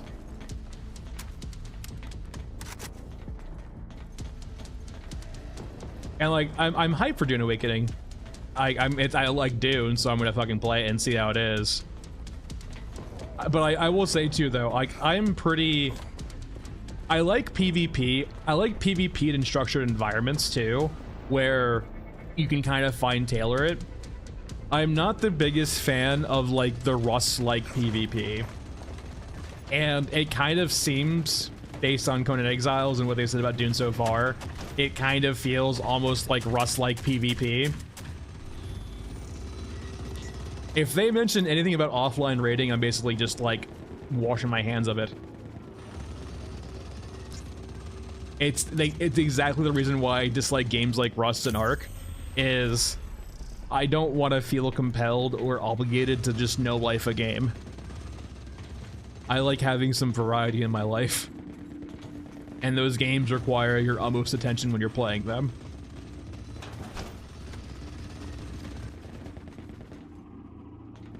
For those unfamiliar with games like Rust and Ark, essentially, when you play a game like Rust or Ark, everything you do on the server before like any wipes, like it can be interacted with by other players offline.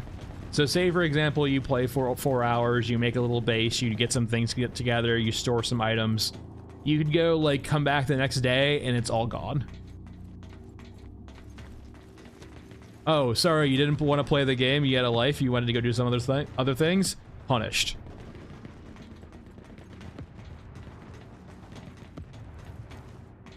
Now, there are custom, like, you can find custom communities and private communities to get around that. Private servers in those games, but it's not the core actual experience those games offer. When you join a default server in those games, like a regular just public server in those games, that's how it's going to be.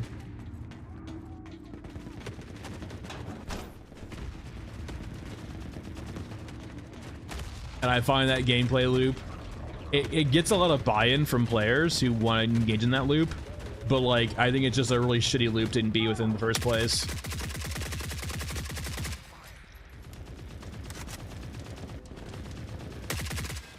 It's an all or nothing mechanic, right? Like it's either you don't play at all, or it's all you ever do.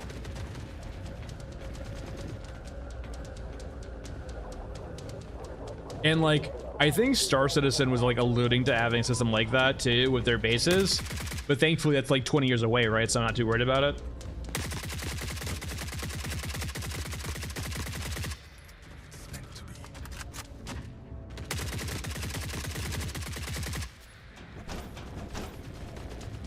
I need another map game. Am I full? Is that why I can't loot? I should have plenty of room. Let me drop a few of these.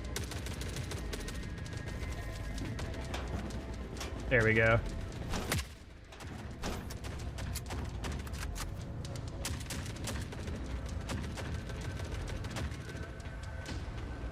But yeah, it's kind of like a game like this, right? The whole PvE offline aspect just work well together. And like I might play PvE, like the biggest thing right now is balancing this game, creating content for the game, and things that are just going on in real life. But like I wouldn't, at the current moment, I wouldn't stream. If I streamed more, it would not be this game. I do enjoy streaming it 3 days a week and playing it 3 days a week, but like anymore, I would definitely feel like I would get burnout on it pretty quickly. And I've thought about streaming Star Citizen, but it's just too slow and too janky. It's just literally me watching me go around and dealing with bugs for like 3 or 4 hours.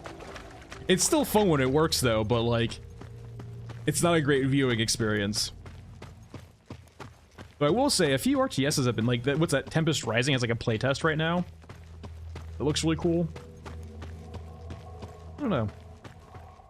And I did sign up for the Dune Awakening beta too. Because I'm very pumped for the game. I'm just like very cautious about Funcom and what game they'll make with it. What else is coming out recently? Or coming out soon? And I'm not a big fan of Marvel Rivals. I usually you would be very hard pressed to see me in a NetEase game. I mean, Carrie, if you're unfamiliar, I streamed that before I streamed this, like a couple years ago. Unfortunately, Helldivers is an interesting concept. I think Helldivers is interesting, but at the same time, like, I'm not sure if I could keep my attention for that long. I actually think Monster Hunter would be like too hard for me, actually. I'm so unfamiliar with the series. I just know it's a hard game. I'll give it some thought though, for sure.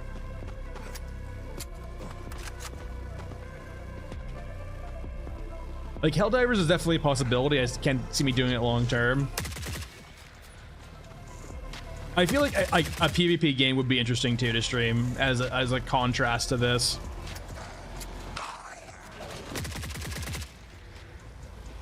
But it wouldn't probably be like... I've never tried Apex. Apparently Apex is not a good spot right now. There's CS2, but CS2's I deplore. Helldivers is too on the nose. I mean, I like Helldivers' loop. People still play the finals. Wasn't there like a big issue with the finals recently about cheaters? Yeah, like Helldivers has a lot of polish right now, but like the loop is just the loop, right? Like, don't get me wrong, I think I have a lot of hours in Helldivers, relatively speaking. Well, not that many hours in comparison to other people. Some people play that game a lot. Only about 200 hours in Helldivers.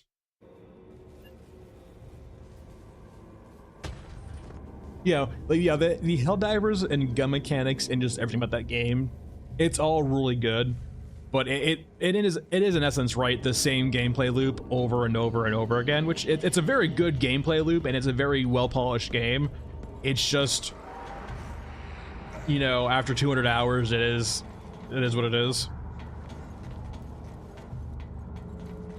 I think yeah, Finder, I don't watch the game enough to get like an actual like critical analysis on Marvel Rivals, but it does basically seem like, oh, it's like if you Overwatch had like already established characters with a ton of backstories and buy-in.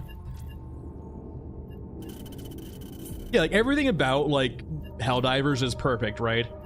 But like, it's cinematic, it's got great gunplay, like it looks really cool and it's fun to play in short spurts, but like once you've like played it enough too, they would need to do a lot of mission diversity, I feel like. Like the gameplay loop is that it's, what's the right way of putting this? It's like a good meal, right? It's like you know, your steak, salad, and bread, or you know, your lasagna, or something like that's like a comfort food, right? It's really good. It's pretty like well done. It's bog standard to some extent, but like everything about it's exceptional. And it's nice to have on occasion, but like when you have lasagna every day, right? It will kind of get stale over time, despite even how good it is.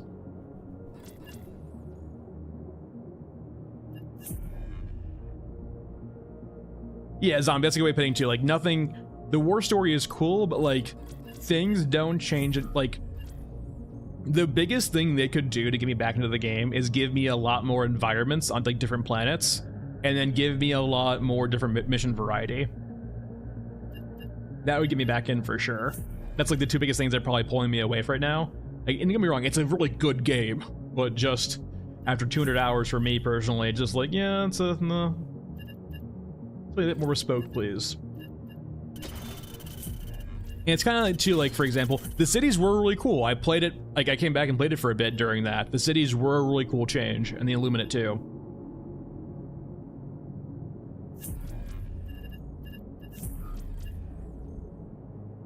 Alright, let's actually bring a, backhand this time. Let's go back over to Bagman. Actually, let's do Mass Man. Yeah, there's definitely there's room there. I have like constantly looked at Iron Harvest, and just like every time I look at Iron Harvest, something just tells me not to pull the trigger on it for some reason. I have definitely looked at the game multiple times, and it was like it looks really cool, but like the reviews of it just pull me in the sense of like, yeah, maybe I should hold off. Like, I've almost pulled the trigger on that game multiple times now. But something just something in the back of my head just keeps me away.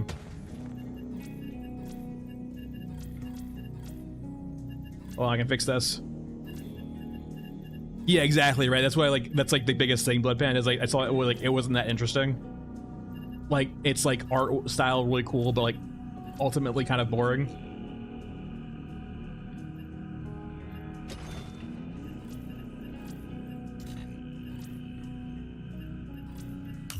Yeah, there's just something about Iron Harvest that keeps me away.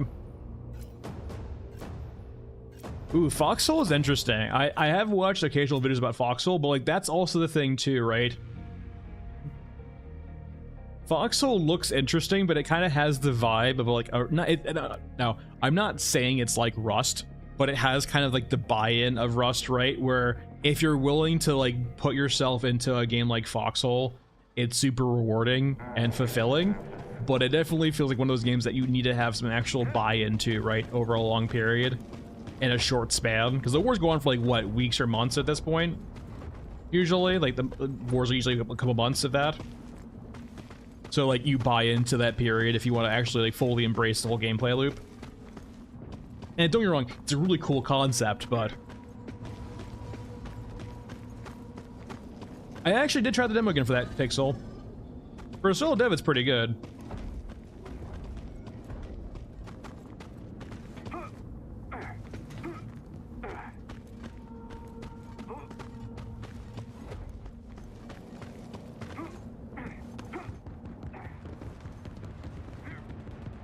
Yeah, but I definitely prefer this style of storytelling, right? Stalker 2 we did for a while. I already played Stalker 2 too. Stalker 2 has the issue, right? And that's kind of my reason too, right? Where if I was going to stream another game, it would almost be like a closed loop or a PvP game. Oh no, yeah, Zombie, I've bought into Beta Decay. Apparently, you said there's supposed to be a big patch coming out soon that's actually supposed to like put the base gameplay in. But like right now, it's just, it is like the tech demo of all tech demos. There's nothing there. It's really cool, but there's nothing there. All right, let's free Red Baron here. Or sorry, free Rat King so he can come help us with Red Baron. But yeah, no, Beta Decay, it looks like a really cool game. It kind of has like similar vibes to this too. But it is very far away from being like even in a state like I will say, playing Beta Decay kind of makes you respect the gameplay loop here currently.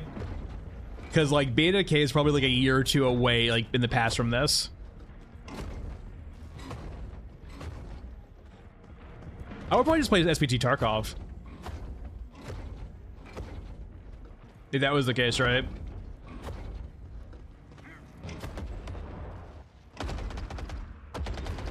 Rat King.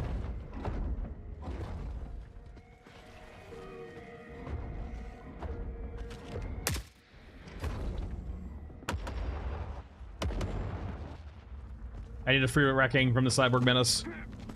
I'll save you. Okay, he got him. We're good.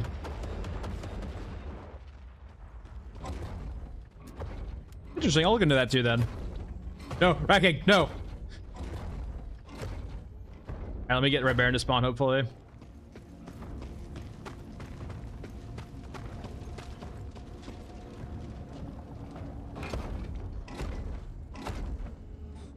Who's a good boy? Who's a good boy? Are those purity seals? Wait, what is that? Is that actual? What's over his head?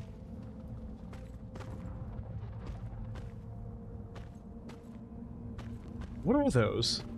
Oh. There.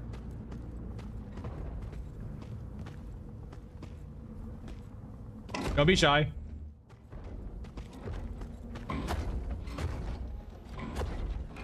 Everyone's an interesting idea. I'll look into it. I'm very curious about different things to do, yeah. No, oh.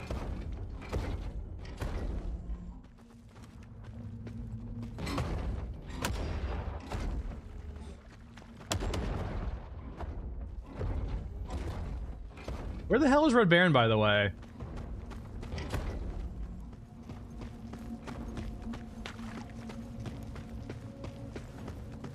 Yeah, purity seals. Oh, this is a big friendly unit. This is the Rat King. He's actually on our side, or I guess he's more neutral.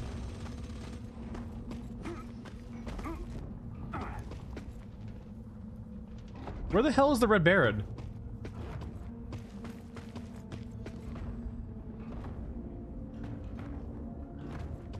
Ramen, I would recommend perhaps like, so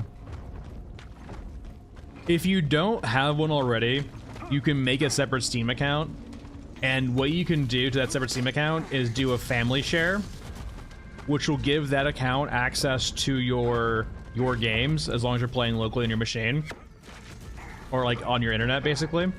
And what that will allow you to do, Ramen, is you can essentially, when you want to, start again without losing progress. And basically, like, you can do necessarily, you can kind of do like a hardcore challenge, and you can tailor the rules how you want them, right? But for example, you can, like, you know, no buying from vendors, or certain rules like you can't buy ammo or can't use meds, so on and so forth, like that. We did do like a run a while ago of not being able to buy from traders. Now the downside though is like the silencers don't generally basically drop. Come on, Red Baron. He's God. We hit the despawn trigger. Hey, Red Baron. But yeah, you basically just like do a fresh account, custom tailor the challenges to your experience, and so on and so forth. Because like once you do the quests, there's not an end game goal in the game early, and there's like end game gameplay loops. So like once you finish the quest and get to a point where you feel like, you know, you've beat the game, or you kind of like gotten everything you need, it's really about just doing different things and like wiping your account and trying challenges. All right, I need better cover.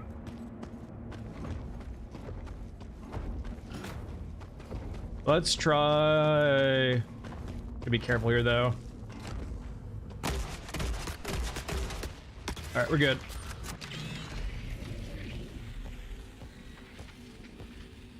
I need to find the boxes. Where do boxes go? A few over there, looks. No, that's what the crates. Do they all fly down? You're not supposed to be up there. I can't get up there, I don't think. Can I get up there actually? I don't have a jump. I can probably do it with a jump. One actually flew up there.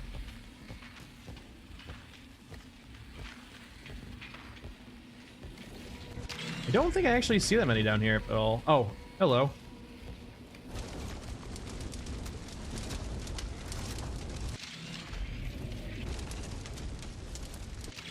Yeah, one of the crates flew up there.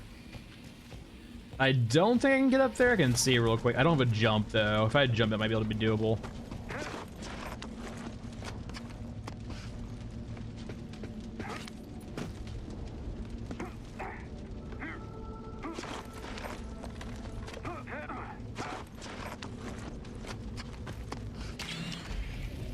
I think it's like a no-clip zone, basically. So I think you can't get over it with a jump here.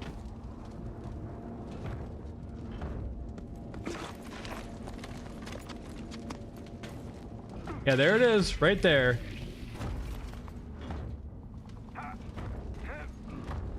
Yeah, there's no way up, unfortunately, without a jump. Well, actually, let's go back here. Maybe there's a way over around. Yeah, I think I've gotten up here before through the invisible wall, but I think it does require a jump.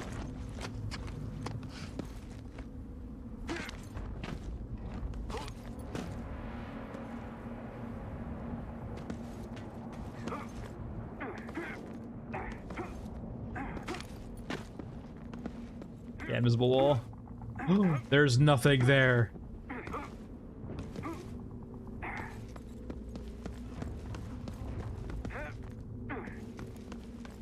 Yeah, I feel like I've done it once, but like I think even when you're up there too, you actually float off the ground because it's actually like a box above there, like a no-clip box. So like even when you get up there, you don't actually touch the ground. What are you here for? Oh, armor, okay. Well, we tried, Red Baron.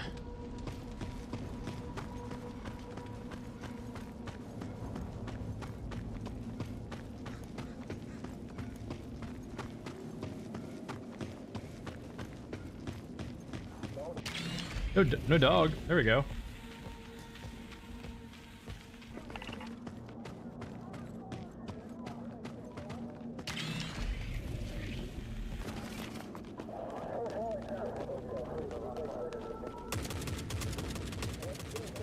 All right.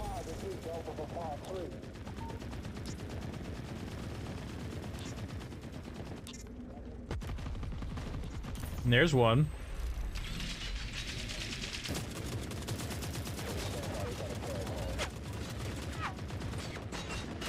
Don't mind me, everyone. Just open a door. Keep fighting each other.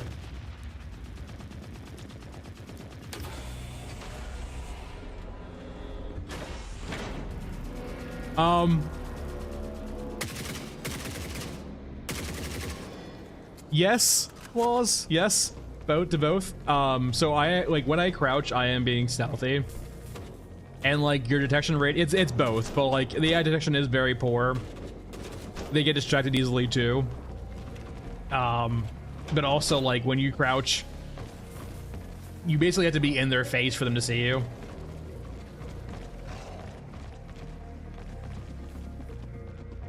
Ow.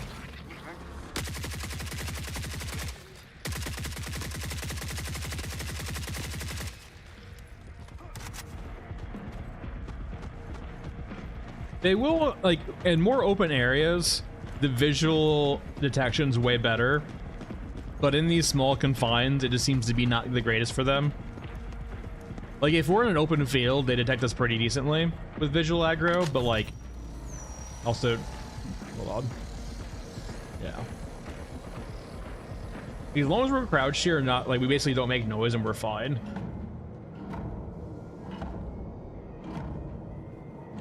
Don't look at it.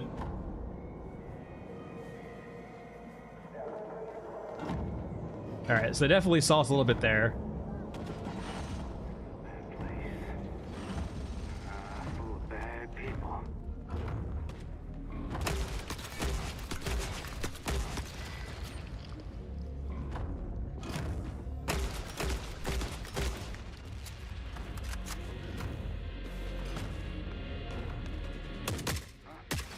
Very good there. Corners.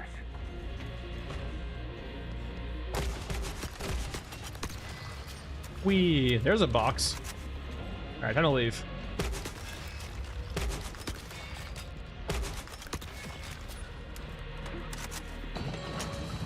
Only 1 for 3, but unfortunately, I think the Rat King killed the mech pilot, and then Red Baron did Red Baron things.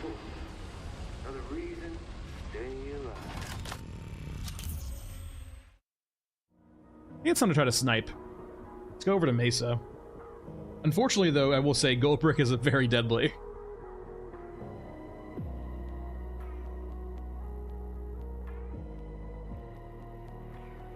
Especially with no meds. I think he hits like for like 1.1k if I recall correctly.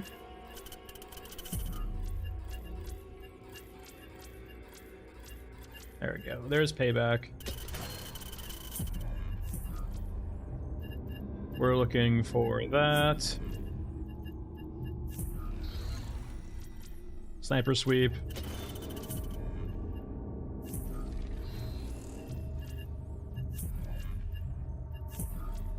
Sure, why not? We're gonna bring the big boy. Alright. So we're in the big rig here.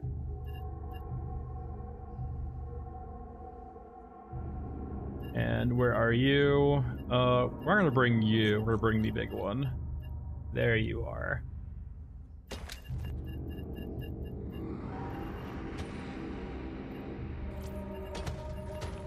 Bring in the little 20mm.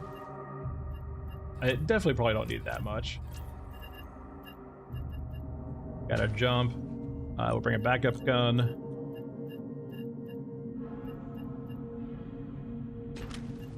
Like 120 is fine. We don't need a lot.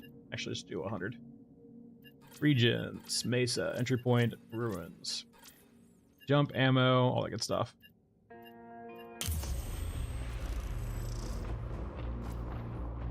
Between these 3 quests, we should have something to shoot.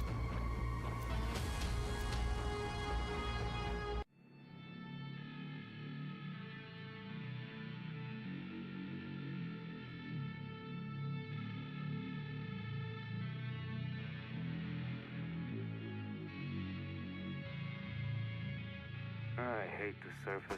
Me too. Well, actually, no, because not the service map would be cemetery, and no cemetery, thanks.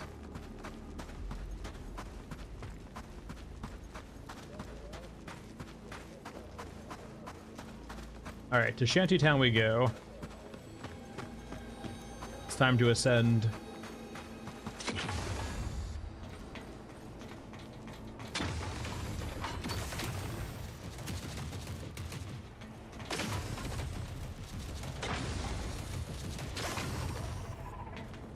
Anyone down there, check? Nope. Yep, there's a sniper. Oh, hold on. There. I'm probably hitting a wall.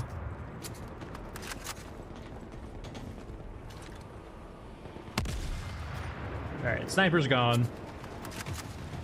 I'll get his bag later.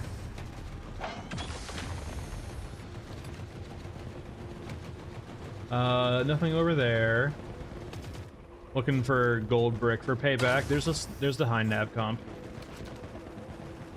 Here, oh, there he is! Sniping fight!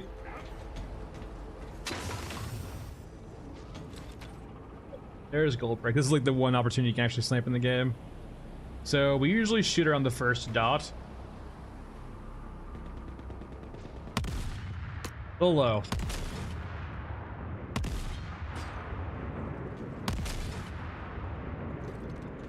There, hold still. Oh god, oh fuck, oh god, he hit me. Okay. Sir? Where'd he go? Drone? Go on, time for your shit right now. Where'd he go?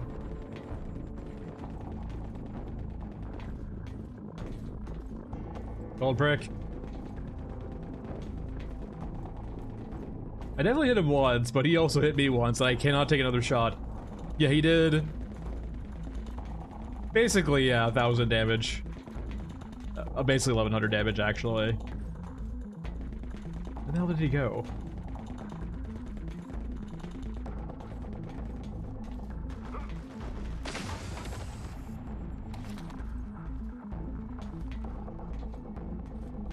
Freaking coward. Probably back there behind the hill healing.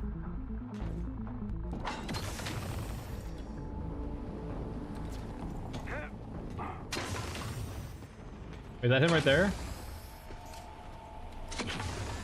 That's him.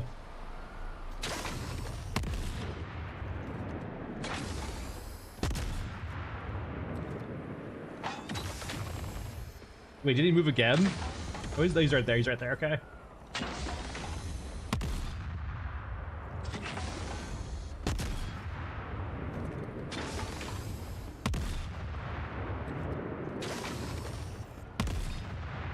I'm shooting a little low.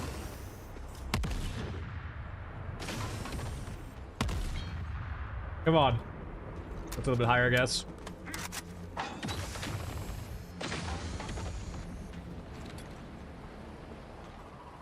I see him now. Barely. I think I can see his head though.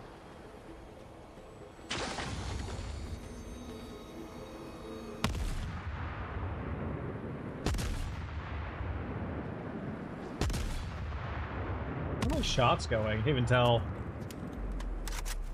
Let's wait, what am I? Sorry, what?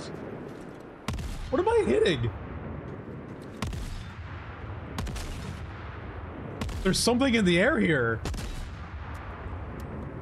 Pain dramatic. Was that the drone? There was a drone we killed here earlier, right? The hitbox for the drone is still there?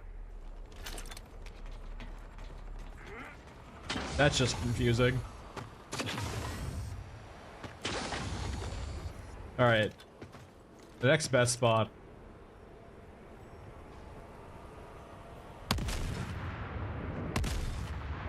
There we go. I finally beat Goldbrick.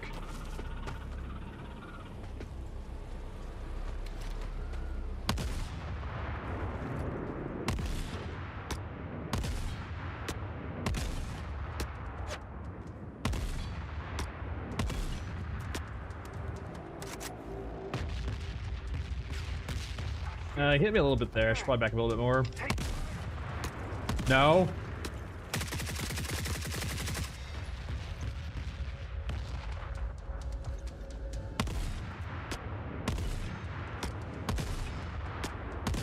Yeah, thankfully the helicopter actually can't get higher than that, so I have height advantage over the helicopter.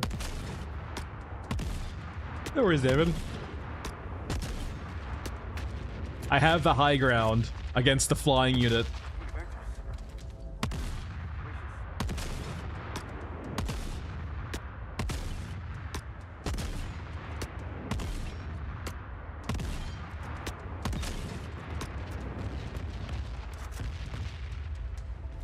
Okay, before it dies, it's right over the... Okay, it's right basically above the, that's there.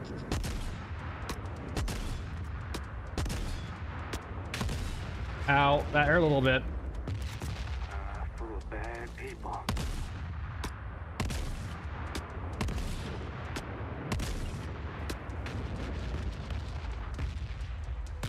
Good thing I brought my bullet-resistant coat.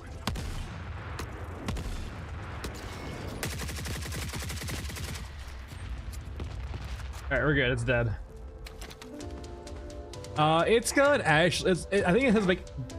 Okay, so bear with me here. I believe, if I recall correctly, it basically has double the HP of a tank.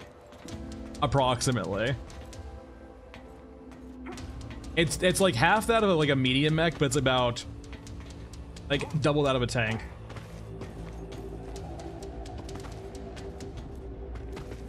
I want to say like around 80k, something like that. So it takes about 40 shots of this thing to kill it.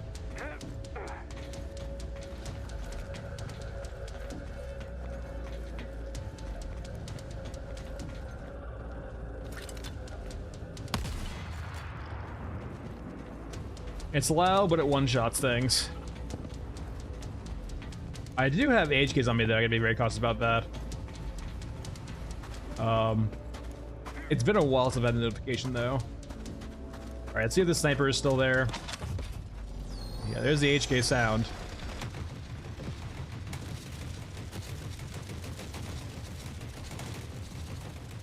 Is it still there? I don't think so. Just go for the chopper real quick and leave. We are very quite hurt. Mainly from Goldbrick, that one shot. Keep in mind too, if you're like if you're like Scav Girl or Shaman, low, like starting out, Goldbrick will actually just one-shot you.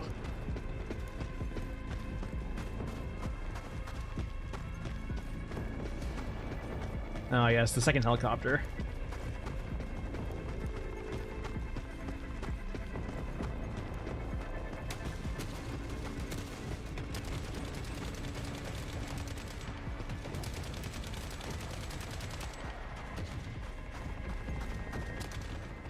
Alright, let's you guys run away. And so, yeah, there it is right there. There's the carcass. Say hello to your helicopter.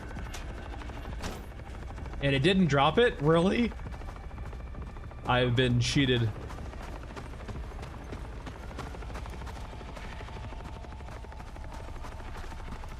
But yeah, when the chopper dies and hits the ground, it turns into a drone carcass as opposed to a helicopter carcass.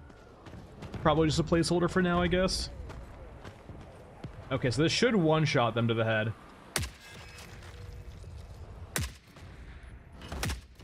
Unless I miss.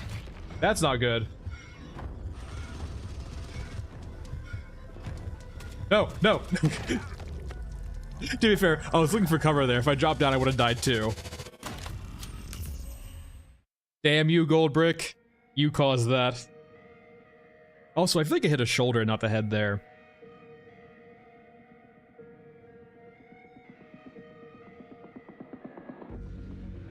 It always feels like the side hitboxes are a little bit weird. You'll occasionally hit the shoulder hitbox and not the head.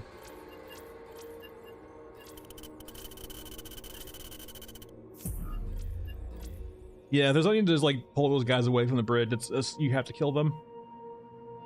Sometimes you can actually just kill the troops and get around the exo, but unfortunately they're just hit the shoulder, I guess. All right. Though I will say, I did enjoy that we actually got to snipe there on that map. We're not always able to snipe on that map. Does not always turn out well. All right, character, Bagman, Riggs, Zodora. We don't need meds. What we need is 20mm turret.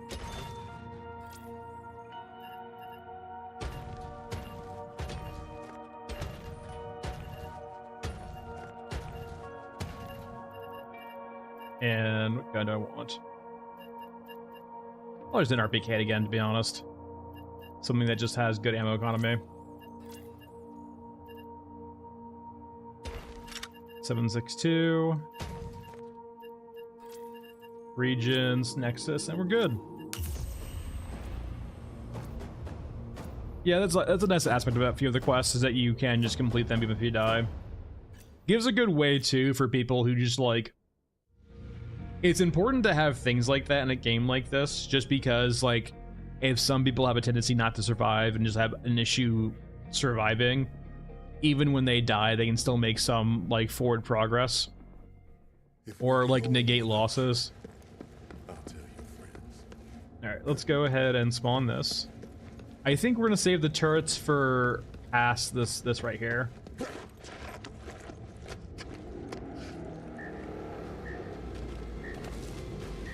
Let's go to semi here to save some ammo.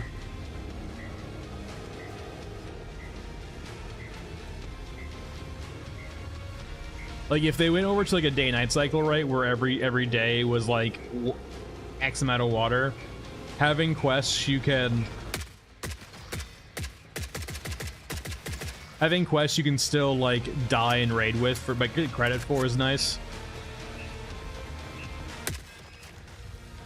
They can even balance the quests around that too. Like, say for example, the quests that don't care if you come back or not don't offer as good as rewards as those that involve you coming back alive, but they are just a consistent way and a safe way of like getting supplies even if you die.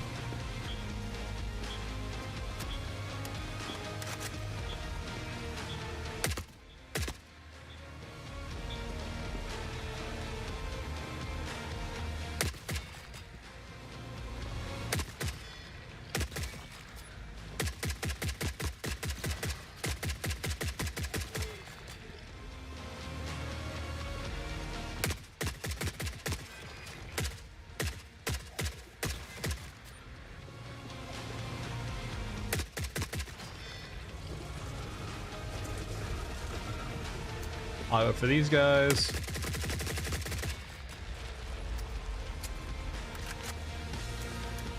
Gets one more wave? Yeah, one more wave.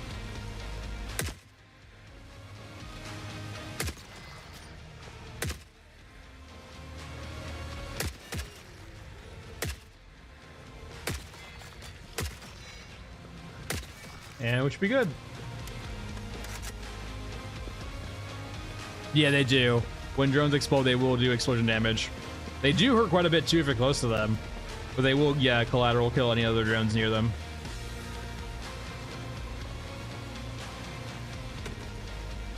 Back to auto for now.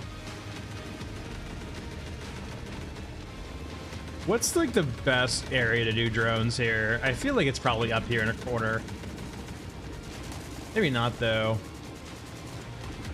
If I was gonna deploy eight turrets, where would I deploy them? I know this is pretty safe from other fire though, I will say.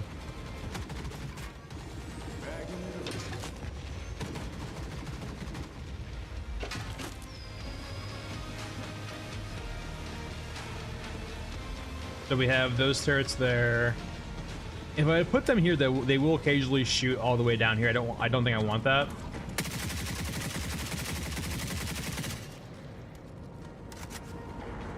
So where else could they go? I could tier them, but they won't shoot. I think it has to be here, unfortunately. Well, maybe I could do here. This could probably work.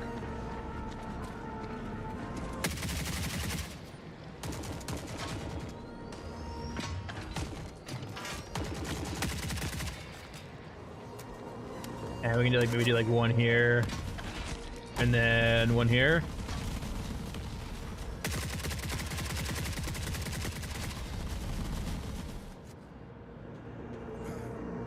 Beautiful. I have secured the upper scaffolding. Please come and check it out. Enemies. Enemies? Watch nothing else spawn the map now. There's a little hidden code when you put 8 turrets on the map, nothing can spawn anymore.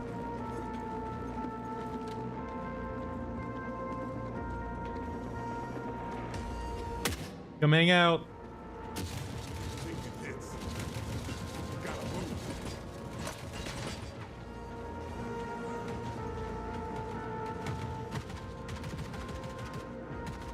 Hello? I made this elaborate trap and you're not falling for it. It's making me sad. Come on. Come hang out. It's like they don't even want to fight me. I made a beautiful setup of turrets.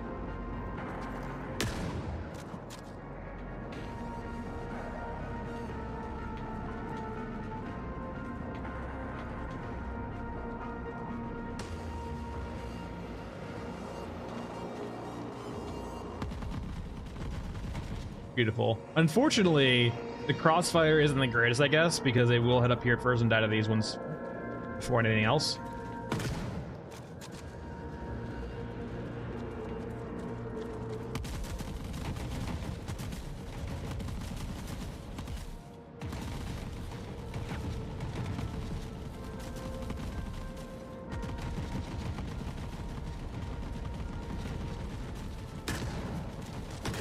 Oh, that was a sniper too. That was scary.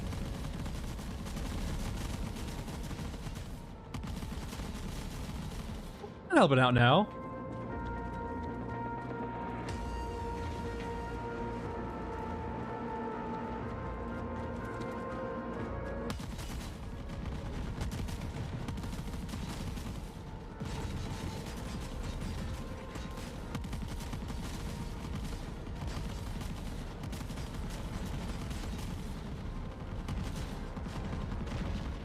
No, we lost one.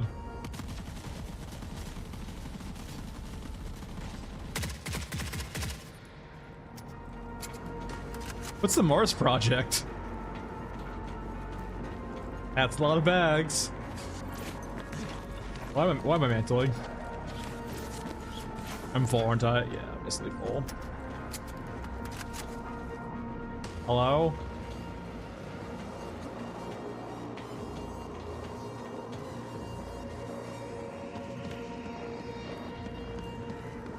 Hello?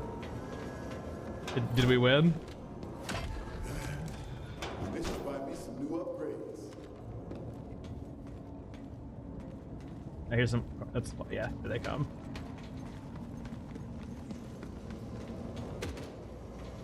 Very slow spawn today on Nexus.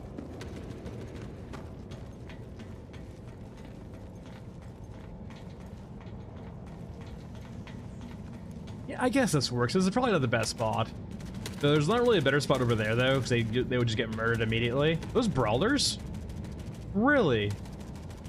I don't think I've ever seen brawlers in this variant of the map before.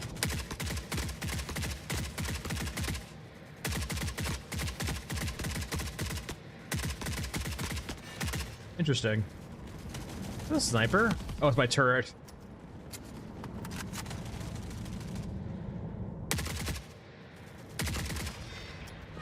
Oh, Mars colonization? What, with turrets everywhere?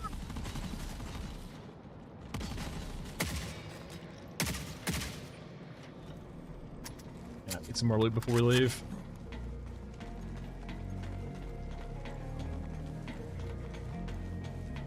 I require more loot.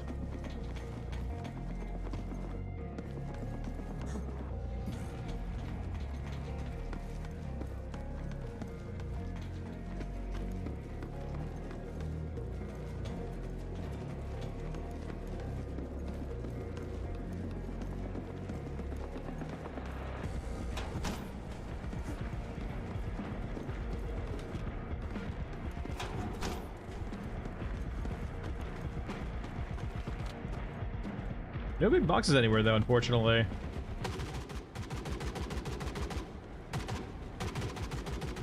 God, they're so scary.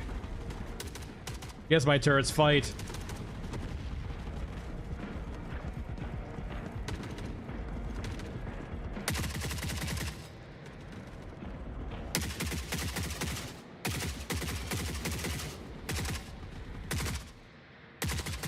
We're good there. Guess it's time to skedaddle, unfortunately. Yeah. That will save the day. That's for This is sure. probably not the best map for, I guess, farming with the turrets, unfortunately. I wonder if if it wasn't for dog, I actually think cemetery would be a great place. If you pick up alpha threat, you get so many spawns, but the dog would ruin it. Frozen swamp, is there any spot? I guess you could do drones, but like that, why would you even bother with the quest currently? Maybe Mech Trench? We've done Mech Trench before, but like sometimes the spawns stop.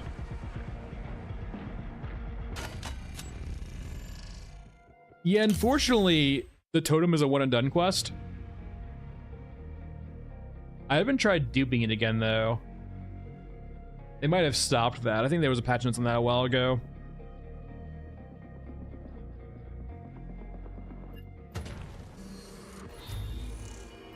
I don't believe I have the totem currently. I did dupe it once, but like they patched it out and like it was gone from my inventory after that.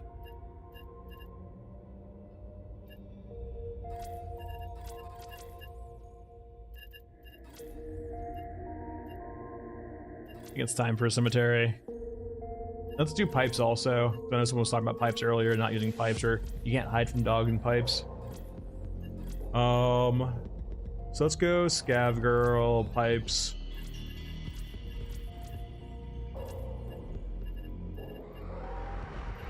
Let's use... Oh, sorry, we reset you. We're down to the bad rig again.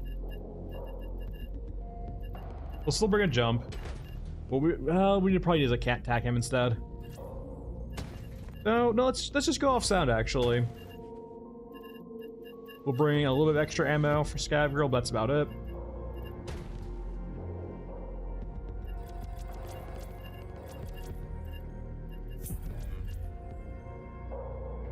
You could back in the day, Pixel. I don't want to say that. Did they hotfix it out? You used to be able to do that, but they did change it where you could dupe the item in a quest by not turning in the quest and running the quest again. But eventually they got rid of that. Like it was in my inventory and I can't see it anymore. So they basically got rid of it.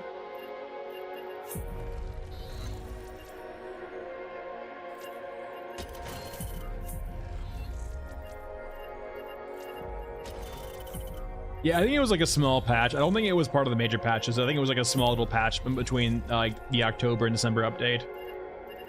It didn't last for too long, I think. All right, regions, pipes. For those unfamiliar, basically there's a quest on Nexus that will give you basically a totem that goes in a large item slot. And while you have this totem, everything around you basically aggroes to you. It's a really easy way of just like farming enemies when you have it. Unfortunately, it's only a one and done quest, so you can't repeat it. And you used to be able to dupe it and basically get 2 of them or a few of them to have for later, but they got rid of that also. Don't leave anything on the cutting room floor. All right, so the first thing we're gonna be doing here, and hopefully I don't fall off.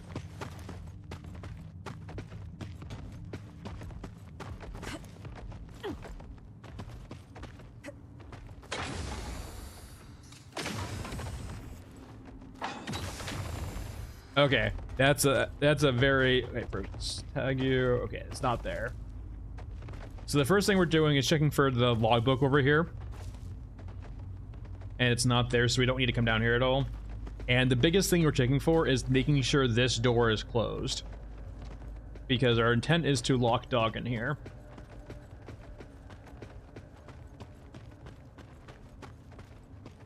And if you're wondering if this is supposed to be allowed to come up here, ignore the floating light, ignore the pipes that end, and ignore that. I'm sure we're supposed to be up here. This is all very intentional.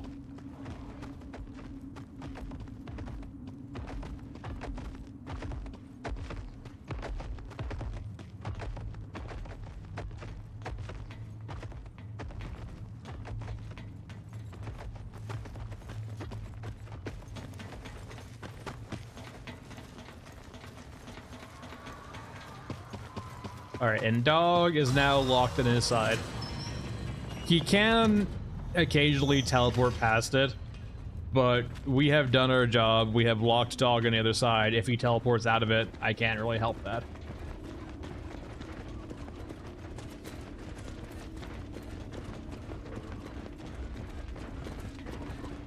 Alright. It's important I don't use attack cam here. Attack cam will have them aggro to me, because they'll hear me. Gotta wait for them to pass. This door usually doesn't piss them off, but it's weird. It definitely has done it before.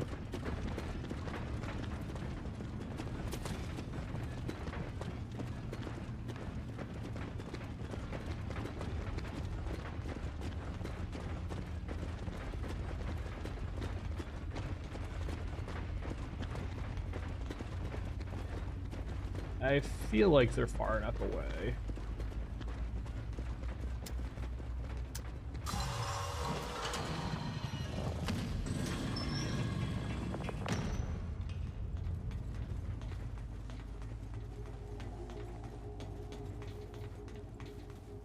Alright, so yeah, there's logbook there. Perfect.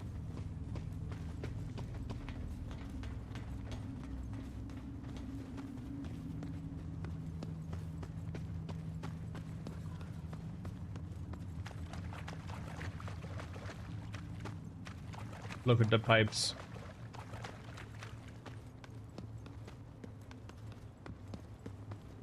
Alright.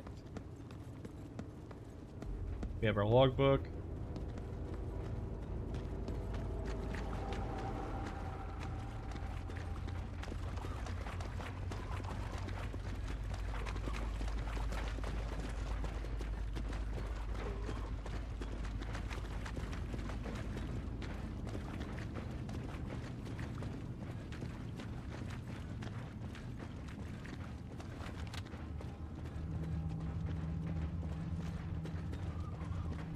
Really?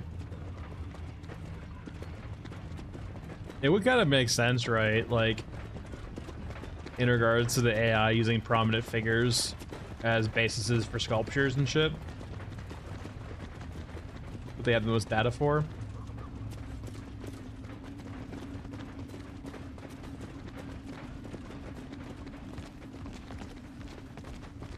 Yeah, Rami, like I kind of like back in my video for this map a while ago, I kind of mentioned if they want this to be the de facto like horror map, they definitely need to add some variety to it, like orgamechs like breaking down doors or like cyborg swarms, ways of breaking up the monotony of just dog.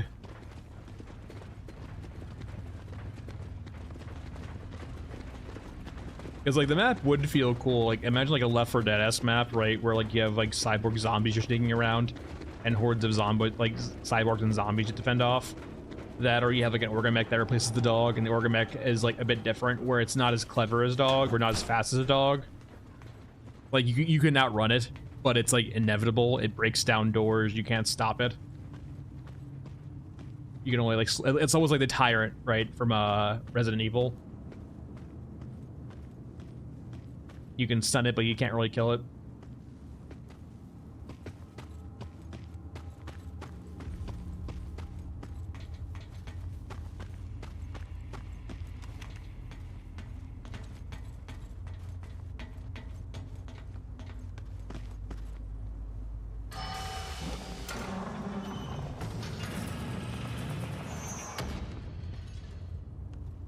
Basically, yeah, like an organic HK.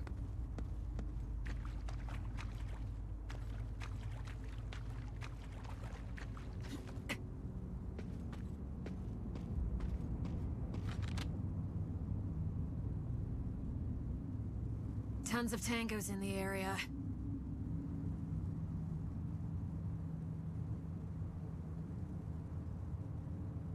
Have little pointy hats. Where's your drones, riders?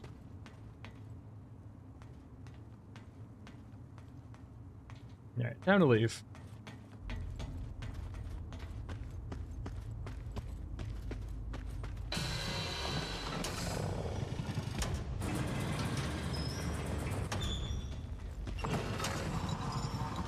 But yeah, no, yeah, you can be stealthy from pipes. It's probably not as easy as the other way, but yeah. Fucks given. You can be stealthier. Or at least stealthy enough to get by dog.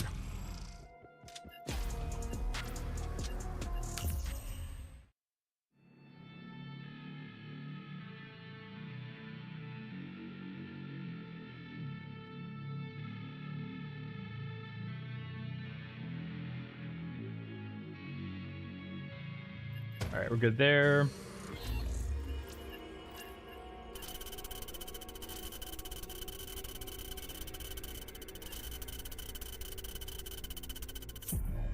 I mean, they were in a closed room and bound up, and there was a patrol overhead.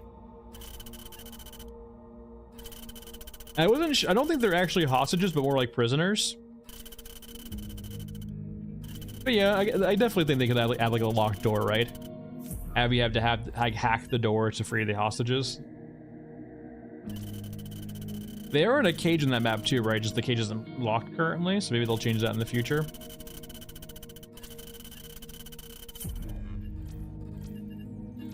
Maybe they'll change that. All right.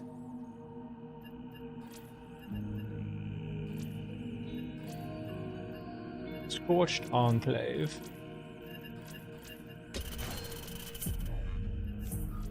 I feel like there could maybe that'd be an interesting map, right? Actually, like underground jail. Like maybe like half jail, half fabricator. I would love to see like one of these like giant. I would like almost love a classical sort of dungeon, almost, right?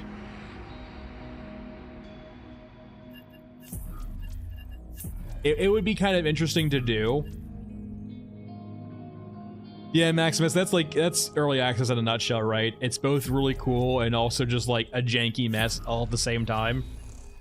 I mentioned this before in stream, but like it's been a while since we talked about it. But like the idea of like an endgame dungeon, like a procedurally generated dungeon, would be really fucking gnarly.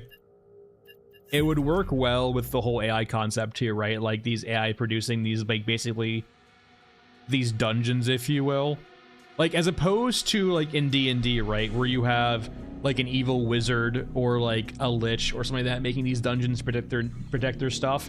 like it makes a lot of sense for just AIs to produce these rooms connected together for whatever reason, right? and it'll explain away like procedurally generated dungeons for endgame.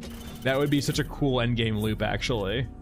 I'm suddenly hyped for something that hasn't been talked about or exists at all.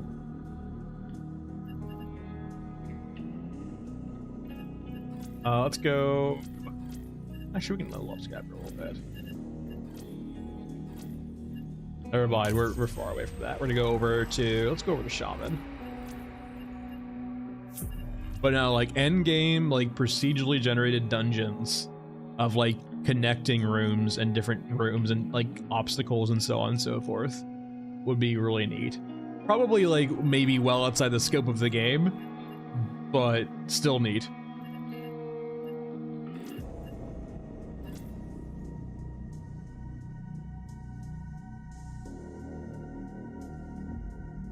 Let's see here. 556, 9762. I mean, we can go over them for actually.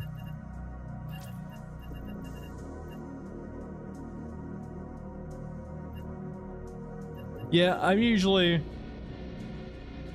There's not really that many quests, Maximus, right now that progress the storyline. And if there's not really a story right now at all, there's not really progression really at all either. It's just... There's like a few quests, like there's Staunch the Bleeding, there's a few precursor quests, right, that unlock more quests for you. But it's really not fleshed out right now.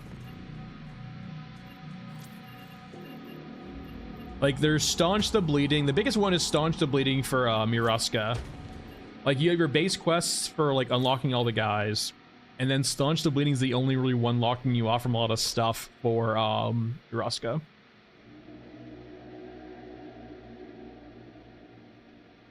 Oh, definitely. I agree, mister. I just, well, even more so than that. Wait, I don't need meds. What am I doing?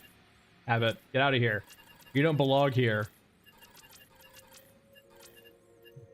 So let's bring Attack Cam 2 for Pyro.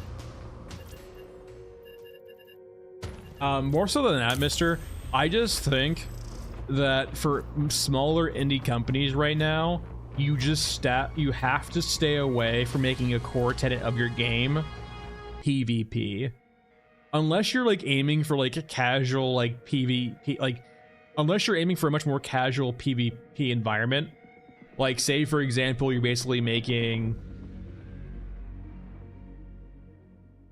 like, if you're making PvP a small optional mode in your game, it's fine, but you can't have PvP be a core tenet of your game right now for any developer, because what's going to happen is you're going to need to have like a very robust back end that's fully like server authoritative, and you need to design your game the ground up for that.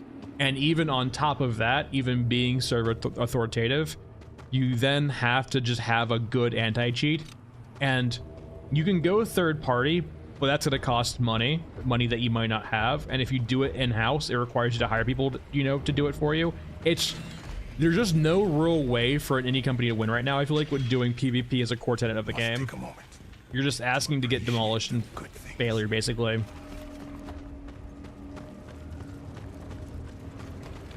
Definitely, Maximus. I think that's why I'm hyped about it too. Is because, like, all of the choices that I see the devs are making right now, it feels wise in regards to the broader things going on right now. And don't get me wrong, there's definitely shortcomings, right? Like in the sense of, it definitely feels like they may be lacking more technical people, at least initially, because like the game's relatively unpolished. We're dealing with mainly like a lot of placeholdery stockpile or like asset store things. But it's not like Tarkov, for example, that kind of started the same exact way. There we go. Because Tarkov had the issue, right, where they were both like newer or like more green developers, but they were also like making their scope so huge as new greener developers, it was almost insurmountable for them. And it kind of is. They had to do so many reworks basically because of that. But they're not falling into that trap here, which is very nice to see.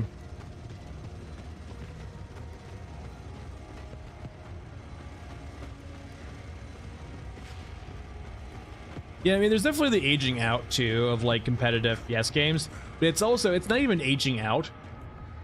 Like, yes, your reaction times will slow down when you get older, but it's more like a lot of things, right? Where you have to keep. It's like a lot of different, like, it's sports or just anything competitive. When you're only playing 2 or 3 hours a week and the competition's playing, 10, 20, 30 hours a week, right? Yeah, you're naturally going to fall behind by a lot. Not just because you're slower, but because you're not training as much as the competition, right? It is an arms race. And I will say too, like, game development companies do, like, realize that also. It's why there's been things like SBMMs, skill-based matchmaking, because they want to appeal to the widest audience, right? And they want to let people who maybe play for like 1, 2, 3 hours a week against people who play 50 hours a week, right? That doesn't seem very fair, and they try to avoid that, but yeah, it's hard. SBMM, like, in concept, is perfectly fine. The only problem is sometimes people who play a lot also don't want to feel, for example, like it's a constant sweat fest. It's definitely a hard balance. And you know what I personally think would fucking fix all of this? Like, it's a problem that's had a solution for a long time. It's called dedicated servers. Community-driven dedicated servers. But the problem is you can't monetize those. And so they don't exist in those big games anymore. Like, because you would have, like, for example, right, the more competitive players would seek out more competitive servers and so on and so forth, right? But the people who just wanted to shoot the shit and just play around and fuck around among people of their similar skill level would just go to community servers, right? They would go to their own dedicated servers. They might even find one they like, right? Like the good old days of TF2 community servers and so on and so forth. I do miss them, and I think it's all about the money, unfortunately. There's no money in having people pay for their own dedicated servers. Also, I haven't seen Pyre in a while, but whatever.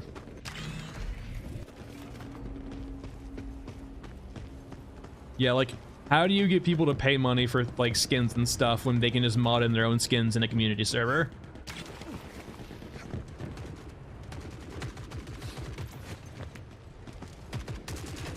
And that's kind of what I want to see a game come back that way too, but unfortunately just, I don't know. It'd be nice if, and like that's a big thing too, right? Going back to the whole theory or like the whole thing about like indie companies can't do PvP games because of anti-cheat. Like, you can also rely on the policing of a community server, right? Like, will community server admins always get it right? No. And will community server admins do things that are wrong, right? They might, like, domineer over the server. Yeah. But, like, the whole thing about that, though, is you can literally just go to a different community server with better admins or different admins or create your own, right? And, like, say what you will. You know, you, like, yes, people are going to have private cheats that are hard to detect, right? That is what it is. But a spin botter that comes into your community server, that's an easy ban for an admin, right? Give us the good old day and age of server browsers and community servers. And that could be a route too, right? Yeah. That's kind of a way, perhaps, like if you wanted to have PvP, like it's hard to have competitive PvP. Like if your aim is for your game not to be competitive, at least not in the nature that you enforce it to be, community servers are a way you can have a competitive scene because the community is in charge of it as opposed to you as the developer. Like for example, think of Blizzard games, right? Blizzard like domineers, it feels like, over the competitive scene there, and like Apex and so on and so forth. All of the competitive scenes in those games seem to be from the developers or from the publisher themselves, right? But like, keep in mind, things like, you know, Halo back in the day, right? All Halo did was give you a cool multiplayer environment, and then the community made it competitive. Like original Halo, I'm not talking about like newer Halos. Like when you're playing Halo back in the day, right? Like Halo 1, you know, Halo 2 and 3 started getting like more competitive things, right? They had actually had competitive modes, like back Halo 1 back in the day, before Halo 2, like, yeah, you were just fucking fragging. It would. And you would still have cheating problems, right? But like, you let the community police it as opposed to you. And you offload it from yourselves, right? And sure, like, you can try to make, you should still make your game server authoritative, because it helps out with that. But like, it has its own issues, right? Like, for example, a game like Star Citizen, for all of its downsides, like, everything that happens in Star Citizen is server authoritative, right? It goes to the server. The server does the calculations, the server does everything for you. The downside of that, though, when you have quite a few players playing on the server is basically fucking on fire constantly. So it was a pull to push. Ramas, I hope so. I'm hoping in the Q1 update we're going to see a bunch of new units, and part of that being the night shift for Europa. I'm hoping that is the case. Yeah, let's go swamp.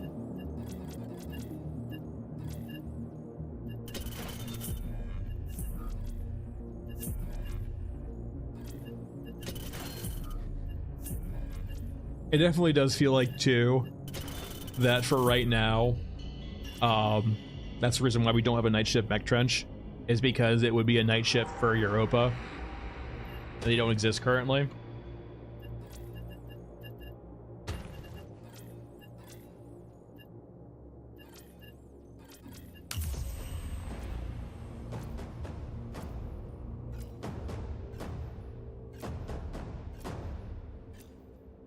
Yeah, it's also why I highlighted this in like my water thief or my water post on the Discord, but like I think the game would benefit greatly from like actually having a good day-night cycle. Like take the clock out of the equation, make it a day-night cycle, 1 raid per day, 1 raid per night. Both are optional, right? If you want to skip ahead and skip days, you can. The surface provides but like, options. you can go during the day and you can go during night shift. And the thing is too, like right now, because night shifts are so random, like you can't really jack up the difficulty of them. But I feel like if you make night shifts optional, you actually have a lot more leeway of jacking up the difficulty of night shifts. It's like right now, you don't want to punish people for like RNG by making it like, if night shifts felt like an instant die when you load into them, like it would feel terrible as an RNG mechanic. But if you make night shifts an optional way of getting ahead, like a high risk, high reward map, then you can jack up the difficulty by a lot.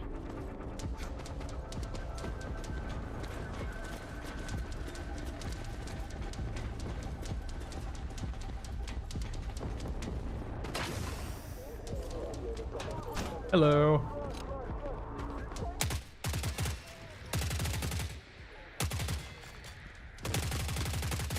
Alright, we're good there.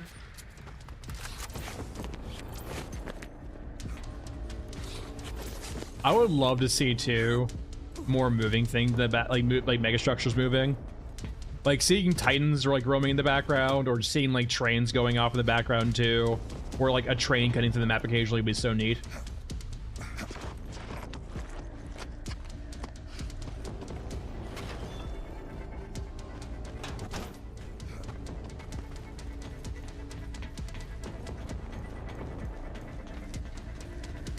Yeah, like you just give the player a lot of agency, mister. And like that way you can balance water around the day-night cycle as opposed to anything else. So as opposed to consuming water per like, you know, IRL time, like every day and night, when a day passes essentially, your innards consume some water. And you can balance it around that.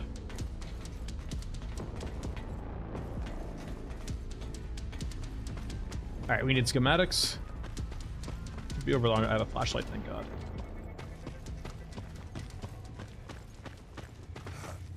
I think the biggest thing too, I like this is my biggest point.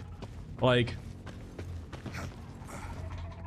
you can't really standardize the experience between casual and less casual players with an IRL timer. When you make the passage of time and the usage of water much more static and not based off IRL time, you can actually like balance water to feel scarce, and you know, it's more about surviving and getting out with water as opposed to just playing more.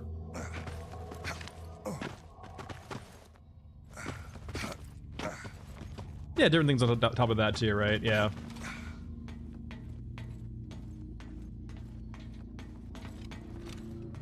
Like other things I highlighted it too, right, is in the sense of like different traders, different things in the innards would cost water upkeep. Like adds basically, oh god, oh god, oh god, oh god.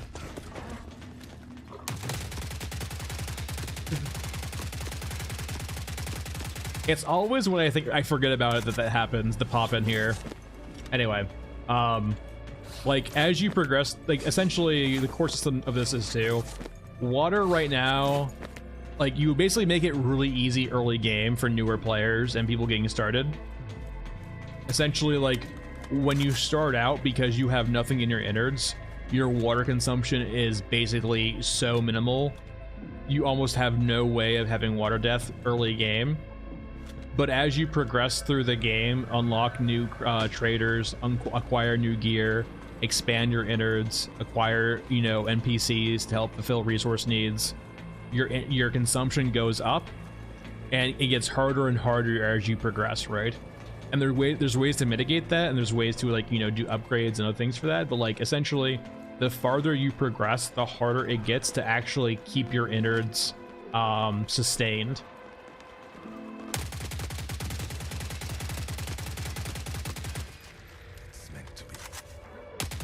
Now, the important thing that's going to be hard to balance with a system like that, though, is definitely the end game, because the last thing you want to do is really have players look like basically, if they ever see a death spiral happening, right? Like, you don't want to feel like they've lost agency near the end, where like they're just dead, but they're not there yet. It's always like the worst part of so many different games, is like when you know that you're dead and you see it coming and there's nothing you can do, but you still have to play it out.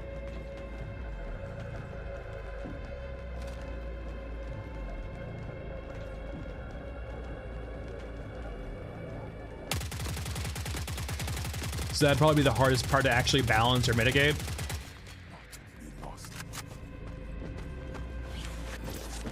Pretty full. It's always so weird going to like the smaller rigs after having the pack mule, because the pack mule just carries so fucking much.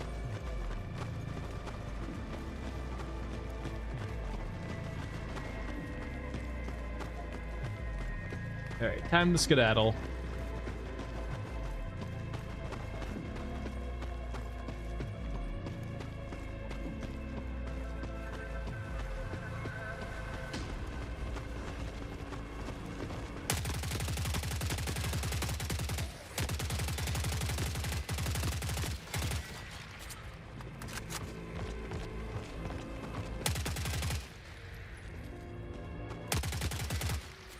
On a regular character, a maxed out pack mule will be about 1.3 thousand kilograms.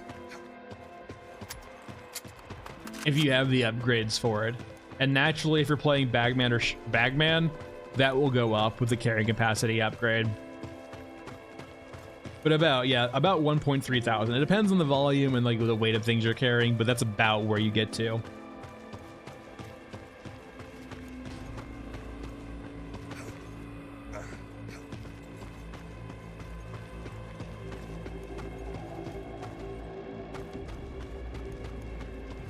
With a fully upgraded Bagman, though, I imagine it will go up to like 25% more, so like 1700. The fully upgraded Bagman, I'd imagine.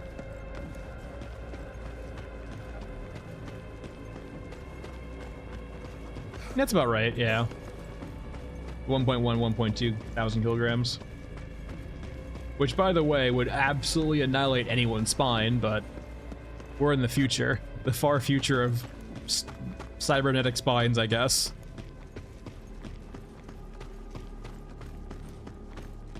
god, the poor fucking like little cushions between your vertebra would just be so demolished after that. Like, I feel like it would actually just break the bones. Yeah, knees too. Just everything would break. Beneath the ash means safety, if you can stand the smell. Wait, what's the deadlift, Max?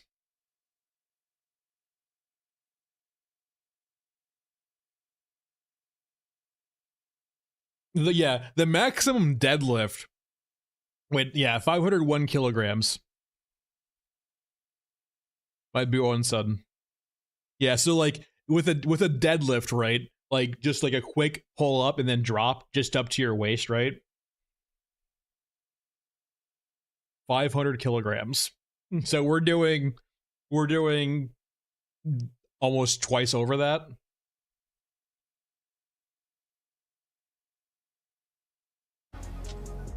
Yeah. Well, they changed like the weight back in like what, the October patch, and it's just always felt weird since then. It's always had this like really freaking weird weight mechanic behind it, or the like, yeah, it's just felt real weird.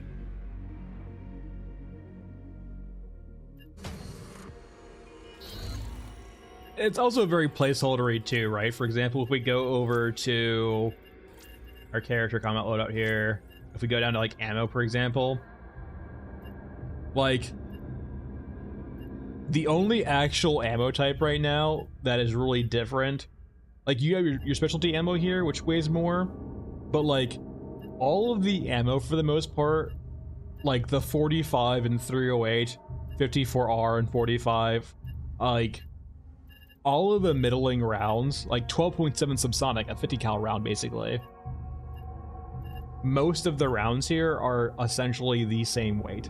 There's not a lot of differences in volume and weight right now. They did make special like occasions for like 9x19 and 50 cal being different, but all of the middling rounds are essentially the same.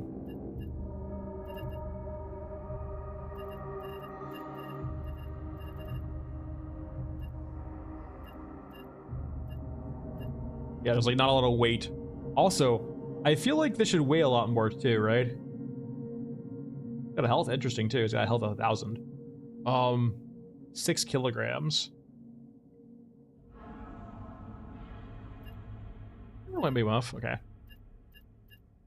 But yeah, a lot of the weights aren't really. I don't want to say well thought out, but just very placeholdery. All right.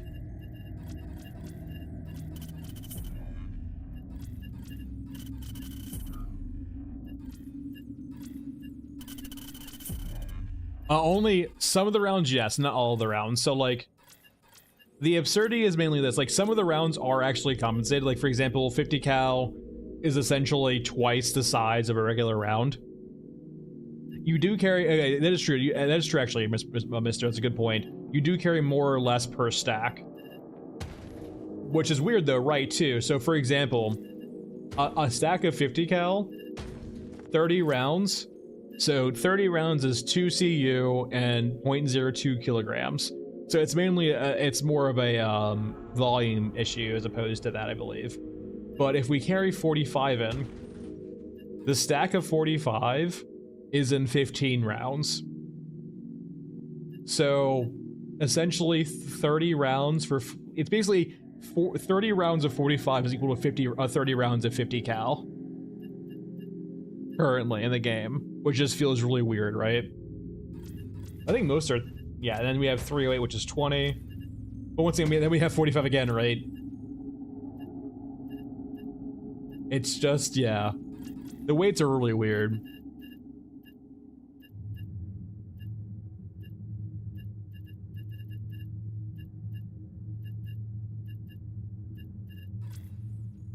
But it's early access, so it makes sense. It's all just placeholdery. Yeah, 45 is really weird. I mean, it makes sense considering 45 is insanely strong too. Like 45 is like the hold on. We'll just demonstrate this. Where are you, Spectre?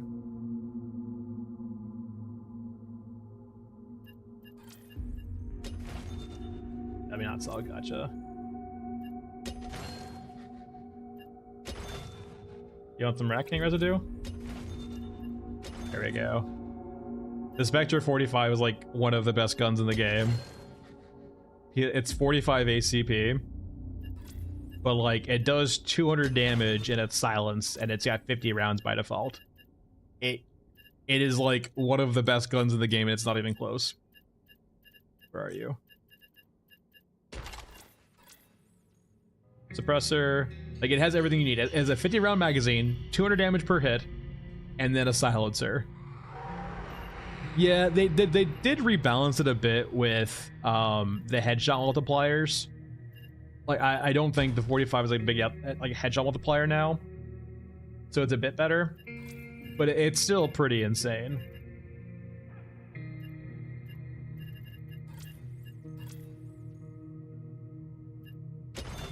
Weirdly enough, too, like the actual, like the best caliber in the game right now for rifles is 308. It is one of the few guns that will actually consistently just murder headshot things. So, like, for example, the elite European infantry will have a bit more HP because of their armor than most other infantry. Meaning your 7.62s, your 5.45s, your 5.56s won't one-shot headshot them. But the 308 will still one-shot headshot them.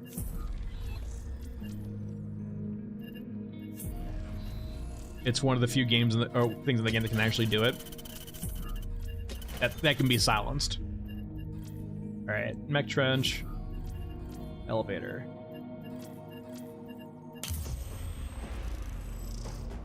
But no, yeah, it's got a decent fire rate. It does 200 damage per shot. It comes just stock with a 50 round magazine, which is really nice. And it can have a silencer and a flashlight. The downside is getting 45 is not necessarily the easiest thing to do. No, it's not as bad as 308. Life finds a way, even here. It also just looks pretty appropriate for the setting too, which is always nice.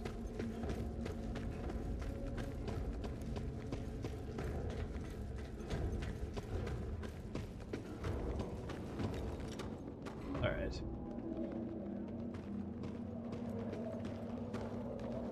Now, I would not be surprised. I haven't used this gun in a while, so I can't recall. But it should not one-shot this guy in the head.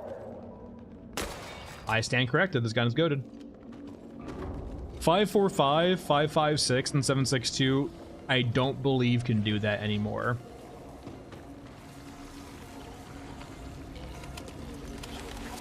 Yeah, I think it's mainly because the only 54R we have right now is the SVD.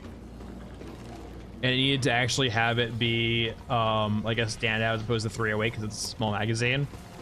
What they should have done for the VKS, they've already done for the SVD.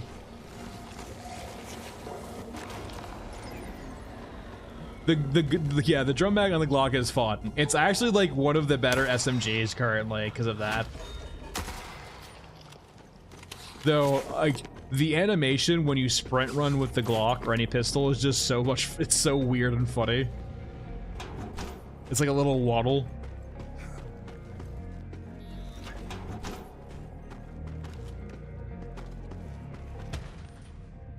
Peace through discovery.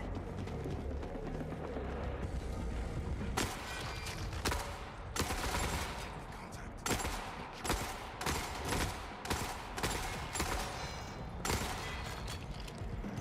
Yeah, shotguns fucking hurt. They hurt so bad.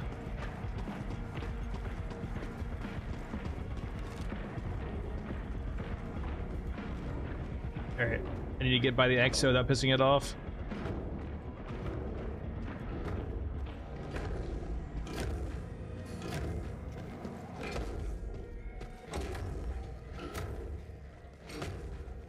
Okay, they heard me, but they're not aggroed yet, so that's good. I will take that. Snipers? Yeah.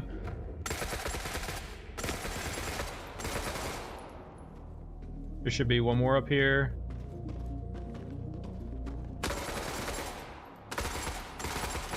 Oh god, it fucking hurts.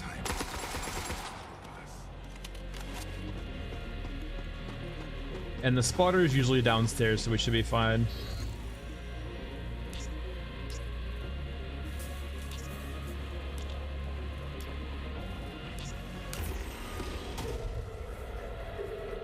Alright, I got 500 HP left, or I guess 600-ish. The spotter should be down there. There's no X1 here, it's actually huge. Almost always an X1 here.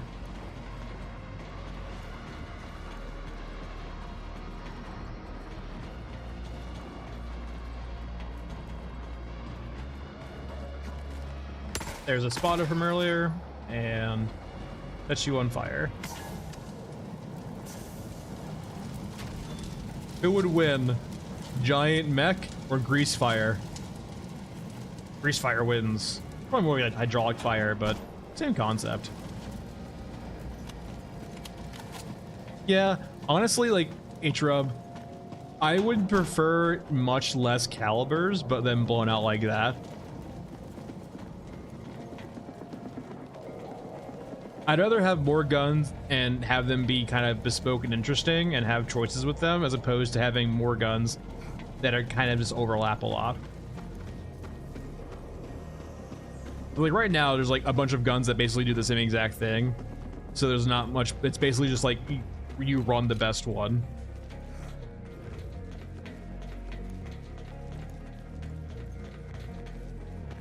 Alright. Can I murder you?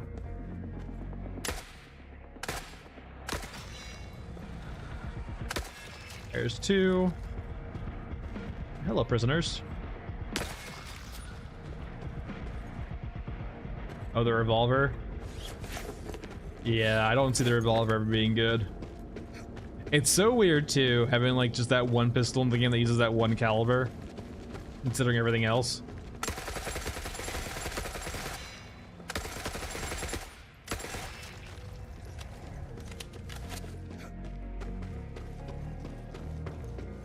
Nah, but when this, considering this thing actually one-shot headshots elites, nah, this thing's insane.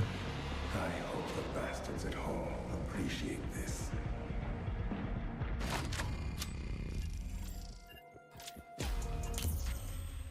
Oh, the RSAS. Oh yeah, RSAS. It works pretty fine. I think the biggest thing right now is like a bunch of the guns are pretty inaccurate. Like considering the RSAS should be a DMR, right? It's got a decent amount of spread. It's like, it's not terrible, but like, yeah, like if a gun like that should be accurate enough to be a headshot machine, but it's basically just like a worse SA-58.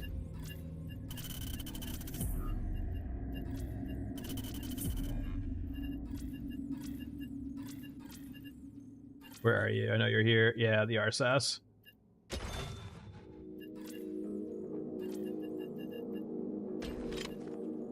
Like, it's a marksman rifle, but it actually has, like, 88.97 in comparison to... Where is it at?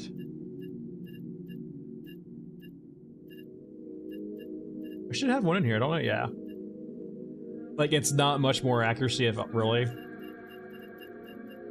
Yeah. I will say, though, like, the game's economy right now is balanced in such a way where, like, Blood Panda, you usually can get pretty, like... You don't lose... They're not expensive, is what I'm basically saying. But you definitely you do you. I know plenty of people who like that playstyle, right? They're gonna always use the free thing.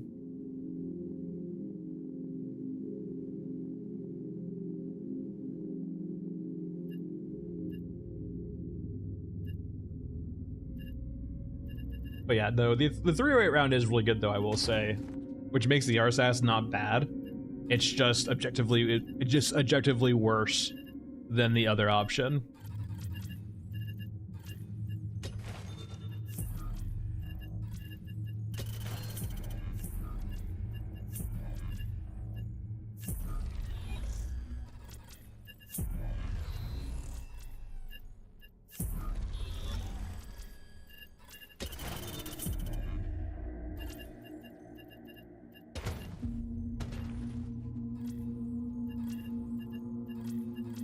There.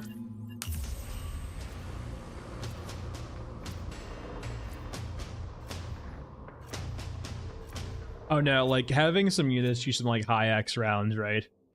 It would make sense too for like in Lordos's talk, right? He talks about being able to shoot like 20mm rounds with pinpoint accuracy. It would be really cool to have some guns with payloads, right? Or just some units with payloads. More chances to assist the meager.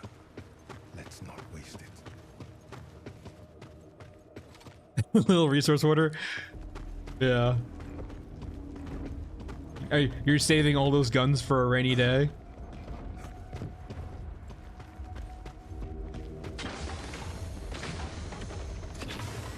Alright.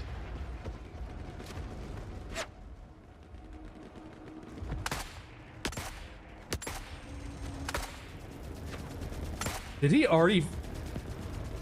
Who kill stole? Who stole my kill?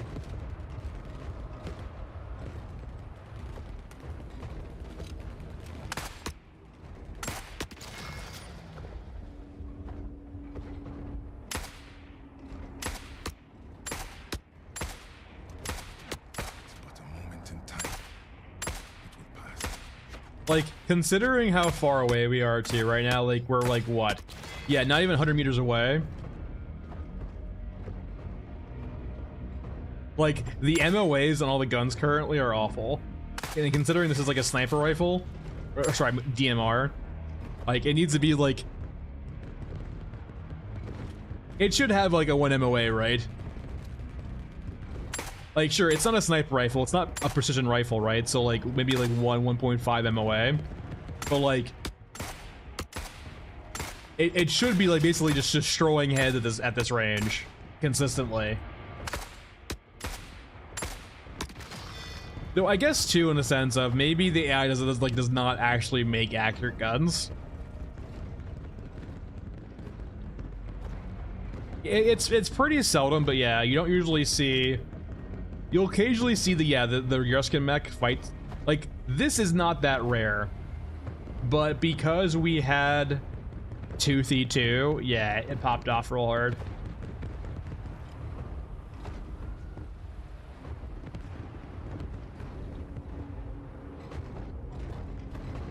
And like we can currently see too, the aggro system or the AI system currently not working very well. Walk forward plus shoot each other. All right, let's get the respawns going so we can actually kill the commander.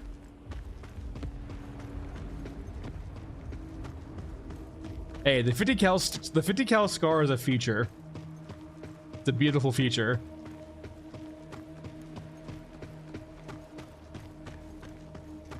All right, so we force the respawn. Back up we go.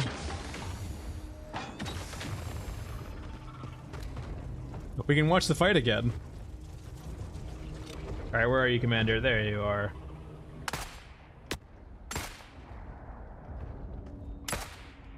There we go. As long as you get lucky, though. And there we go, 2 headshots. Tank?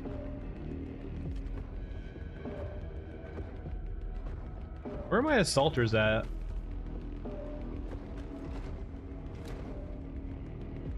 We might not win enough for that. Enough for them to spawn, perhaps. Go a little bit closer, I guess. Nah, I mean, it's a solid gun, and just that you're just better off using a SA-58.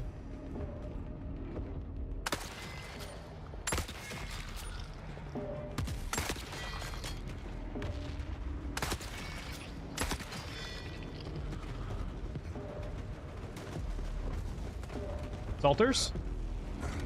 There they are. They actually don't die one-shot headshots. Interesting.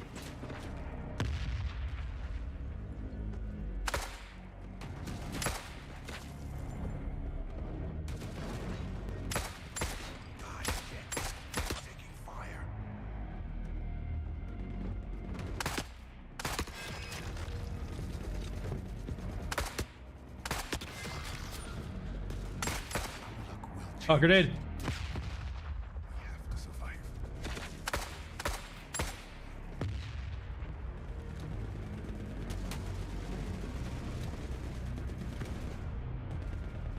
There, I need you to die. I do not appreciate your grenades. There he is. Salter.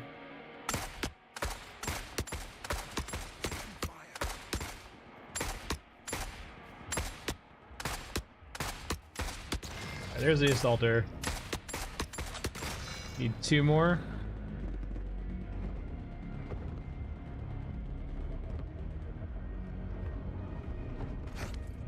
Definitely saw at least 1 more down here. There he is.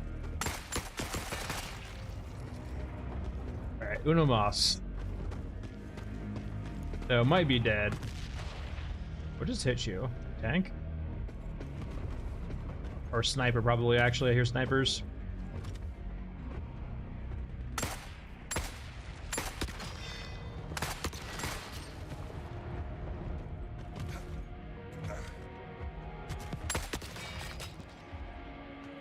What? HKs? Why? What did I do to deserve HKs?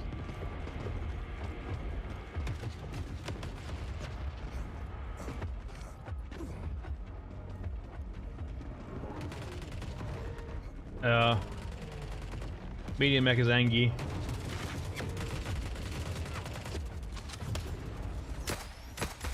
Ow. Oh god. Guessing the HK's over there. No? Okay.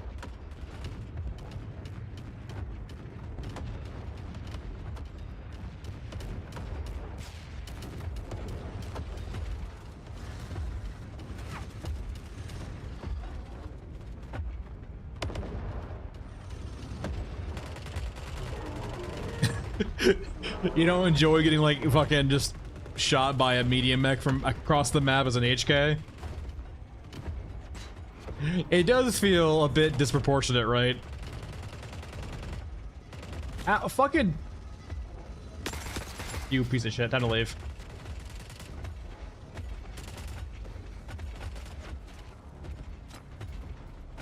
What do you mean Cyborg Festival? You mean night shift? No, it's just random. Yeah, that's unfortunate. I need to probably check my drives eventually. One of my SSDs is getting up there in age.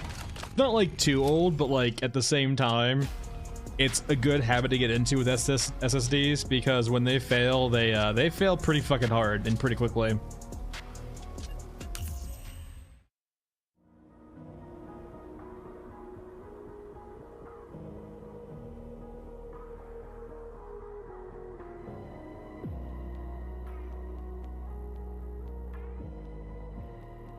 Yeah, I have 2 right now. I have my main drive and then I have a backup.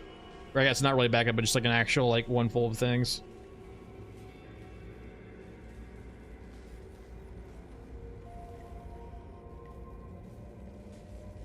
I like the night shifts. It's just that it's just unfortunately that they don't spawn enough. Like we haven't seen a night shift all day now, so it's unfortunate. Like, they're always a nice surprise when you get them, but unfortunately you just don't get them very often.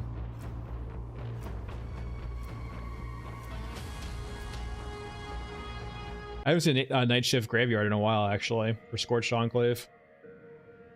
It's been a hot second.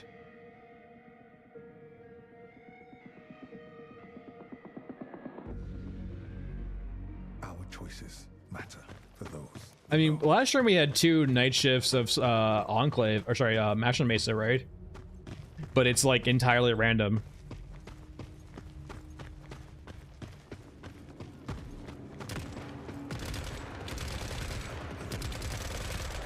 Alright, you're not what I need to kill. Where are my assaulters?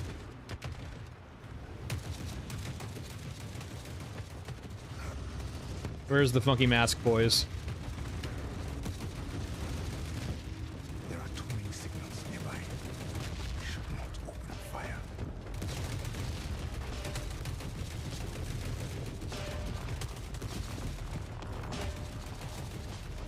Hello, you. You're exactly what I need.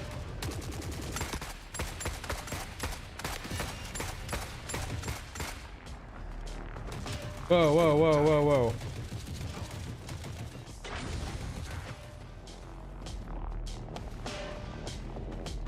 Oh no, all the next maps are great, yeah, because they always have a very distinct vibe from the other map.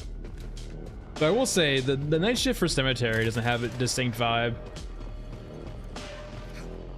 Because the dog's still there.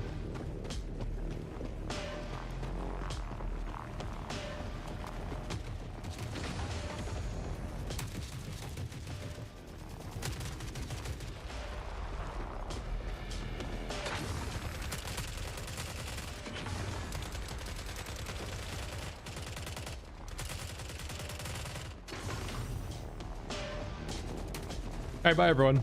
Time to leave. Oh, hello.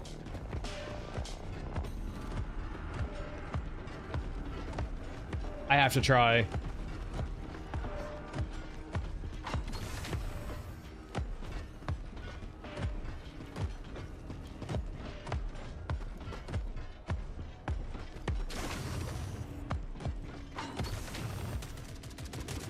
Toro.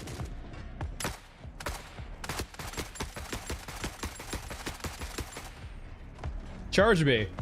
Toro, Toro. No, no, no, not the firing squad. Not the firing squad. You're spectators. You're not supposed to fight me when I'm playing with the bowl, okay? I was gonna try to wait till he charges me. I was gonna jump over him. And then the firing squad came.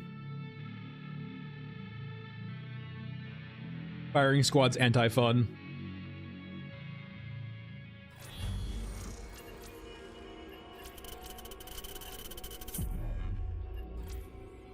I mean, you mainly just Rillo.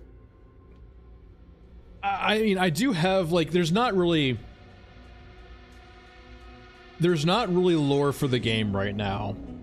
There's like the ambiance of the game, there's the units, you can pick up tidbits here and there from like a few areas of the game, like dialogue and so on and so forth, but a lot of it's kind of like, there's not really much there right now.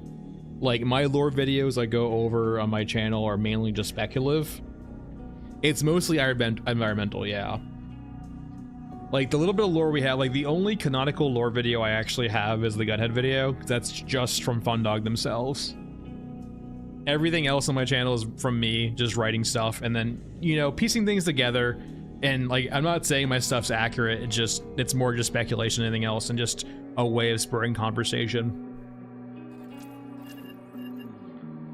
But the Gunhead video I did is the only one that's canonical. It's a brief excerpt from basically his logs.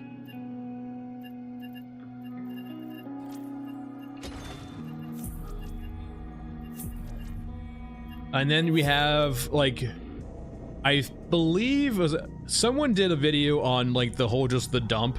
You can read it on the wiki too, but the Lordos dialogue from Lordos is like probably the biggest like actual like exposition dump we have for the game currently.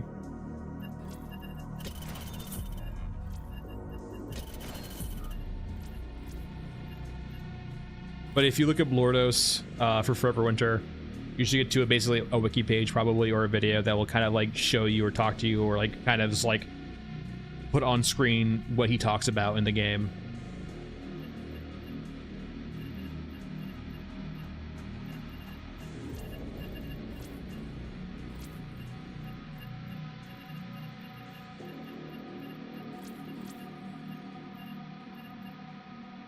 Yes. Come here, you. Yeah, then there's the videos too of what Fundog has done.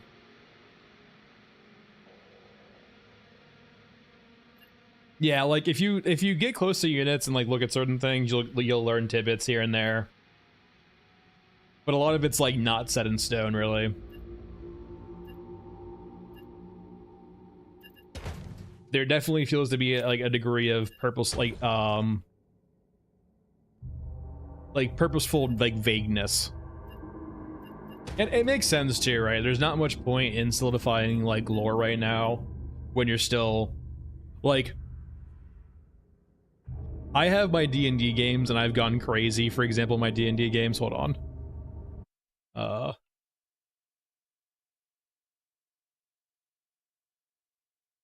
1 second.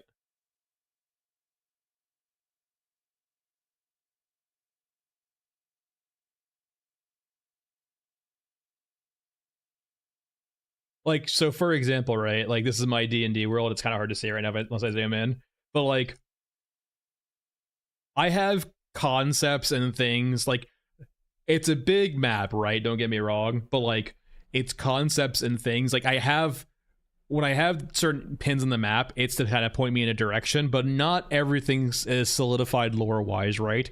Until we get to there, do stuff in that area, and then when we get to that, I start solidifying things and actually fleshing it out. That's kind of how it feels right now in regards to the game, where they have a bunch of concepts and ideas and different tidbits here and there, but they probably don't have a full cohesive picture of how everything melts together. And so until they get to it, right, and kind of need to solidify it and put it all together, they just give you brief excerpts here and there, right? And they might not even ever give you the full picture. They might not need to. But like you start from just different cool concepts and then you kind of piece them together organically. You could do it different ways too. That's not the only way of doing things, but it's certainly a way of doing things. Civilians, data cache. We need a silencer for this, actually. Doing the civilians requires a silencer, unfortunately. There is nothing I can do about that. How much story do I have left? Decent amount. Let's actually draw out the SVD a little bit. SVD is probably a good choice for all of this.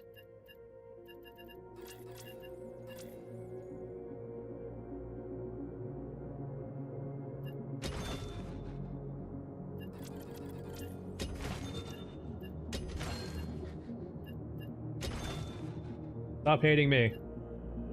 Let me buy SVDs. Yeah, it's smart to keep their like options open. Yeah, exactly. There's no reason there's no reason to lock yourself into it like a concept, right? So early on.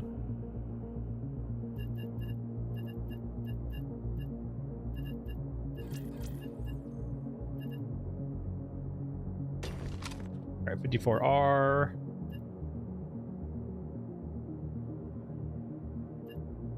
And it might lock you off from like the rule of cool later, or like gameplay functionality later you might need to change.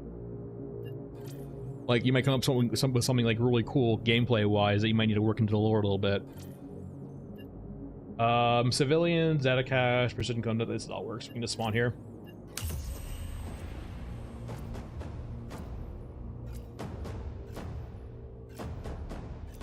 Yeah, like right now, the Orgamechs have like, I guess, ceremonial or like ornamental revolvers on their hip or upper thigh.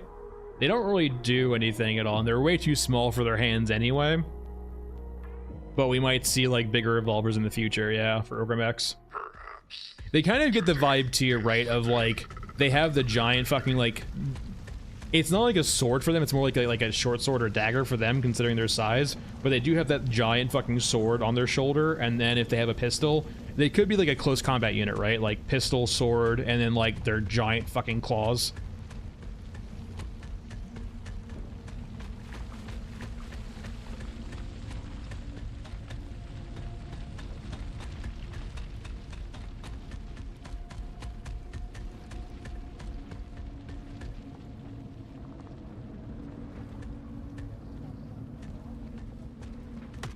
Let's go around a little bit. Yeah, they do have the... So, like, the biggest thing, Intro 2, is keep in mind that the guns that we have in game currently are asset store packs. And, like, there's not much more on top of that. They definitely did do some playing around, I think, with the MG34 in regards to tailoring it to their world. But, like, for the most part, most of the guns are very just from the asset pack, and that's it. But I imagine we'll see better stuff in the future. Like I said, I'm very curious what the Q1 update will be, because the Q1 update, like, don't get me wrong, the first 2 content matches we had were great, but like the Q1 patch is definitely seeming like a step above that, if you will.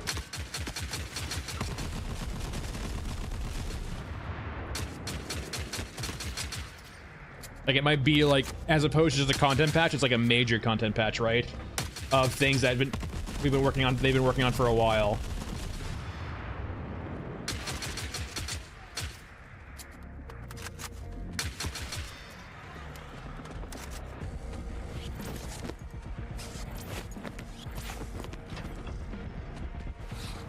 I'm not sure that that's gonna like be new guns at all or new other things, but like the only thing we kind of almost definitively know for sure is it'd be new units / deployment methods. And it might not even be new combat units, it might just be like units to like ferry things to the battlefield.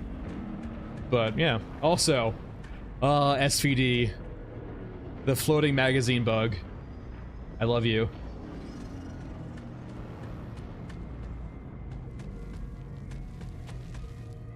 Just don't worry about the magazine, just chilling down there.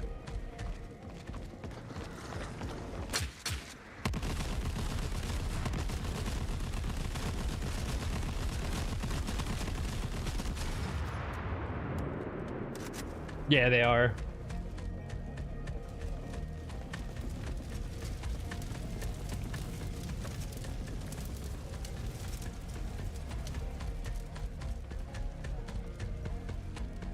I'm hoping that if they're gonna keep them as strictly like off-map sort of entities with like no actual like hitbox or collisions, or will they actually add them as like an interactable unit? They probably don't need to, but it would be cool to see them get like shot down dynamically over the world. That'd be like really gnarly too. Like you shoot one down, but that's actually probably not a good thing, because then it crash lands and just drops all of its cyborgs that it has remaining.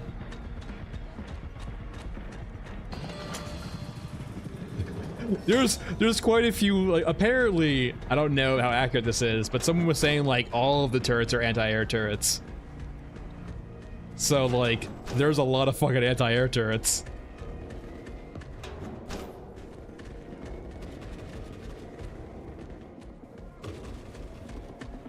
All right, we need a data cache, and then we need to help the civilians.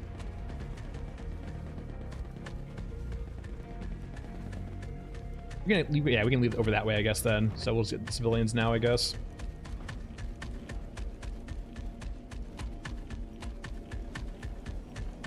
Okay, we're good there.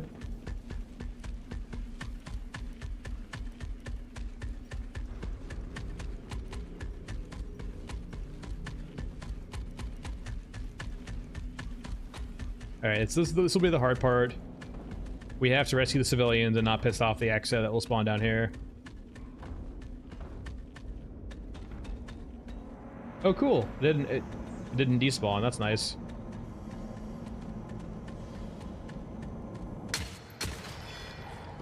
Unfortunately, it looks like there's been a few casualties, but it'll be fine. Until it's not.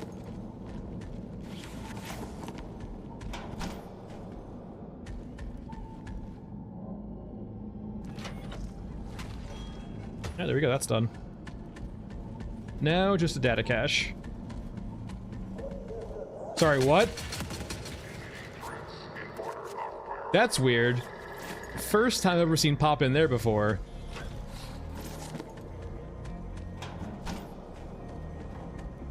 Alright, cool, we got it all. So I'm gonna be greedy here and go some more in the trench lines.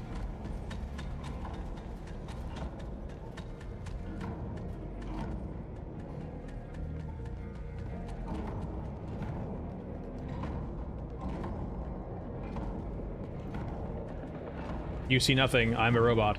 Beep boop.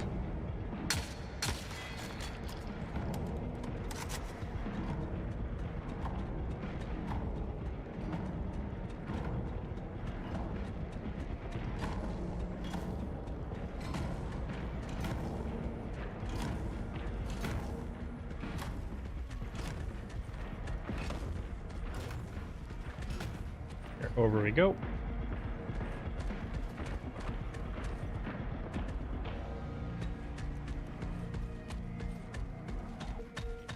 And we're good. No medium mechs at all? That's actually that's a blessing, actually. Really, no medium mechs. I'm waiting for like a pop in of like fucking 3 mechs right now. No, looks like we're good. Holy shit. But no, yeah, apparently these are like anti-air turrets or something like that. It would be really cool. Those are definitely not though, but I guess they could be for the bombers.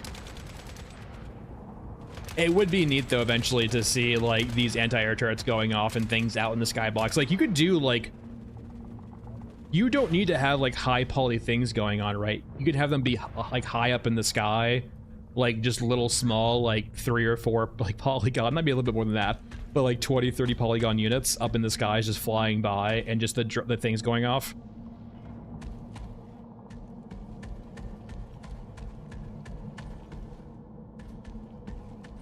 It might be mainly drones, right? Like mainly drone fighters as opposed to actually piloted like fighters.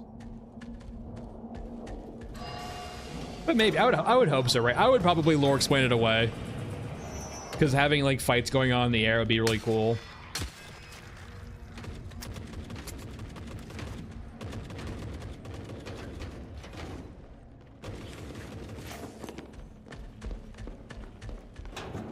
I want the skies to be like, and that's like, I think there's a big aspect too about it, right? There's not enough current ambient sound going on in the world. Like there should be like almost well personally, and maybe they can like explain this way via lore again, but for like a giant city that's a constant battlefield, right? I feel like it should be just constant, just sound effects playing off in the background, distant sounds of gunfire, explosions, like a constant drone of warfare in the background. It's weird currently how silent the maps get sometimes, and it'd be a good contrast too between the day and night shifts, where you add this unsettling nature to the night shifts by how quiet they are. Well, Informatic, I think you do that via the night shifts as opposed to the day shifts, right?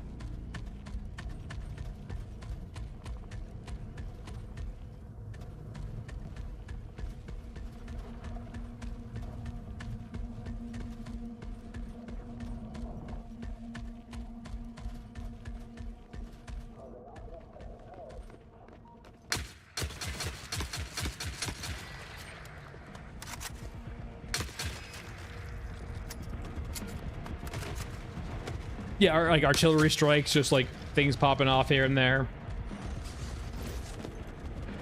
Yeah, the medium mechs do fill like the background noise quite well.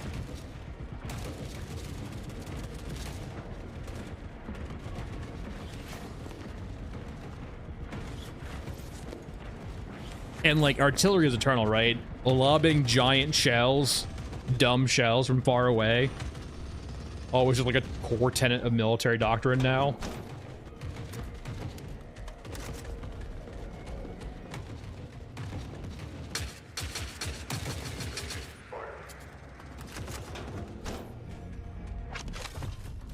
All right, HKs means it's time to leave.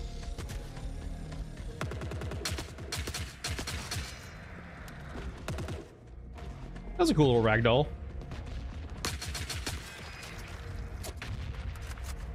Yeah, they do have good sound effects. Unfortunately, like, I think they're right now more hindered by AI than anything else. I feel like once they have a good functioning AI, they will just be constantly firing forever. Though I do hope they get like reload animations eventually and like have reasons why they have infinite ammo. Or for example, as opposed to that, right, they actually expend their ammo and then go into like a melee mode. Imagine just seeing the mech use its giant scar as a club, or its AK as a club, right? The Euruscan medium mech kind of already does that with its buttstock by smacking its AK into the ground as like a slam attack. But imagine just like seeing 2 medium mechs just like beat the shit out of each other with their guns as like giant clubs.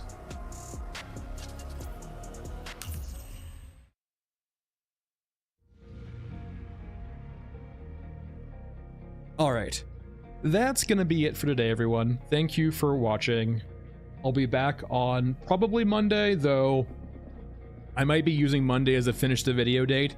The new video should be out either Sunday or Monday. If I don't get it out Sunday, it's gonna be out Monday for sure, and I'll make it work. But yeah, thanks for watching. I'll see you guys Monday or either next Wednesday. Take it easy, and yeah, have a good weekend. Bye all.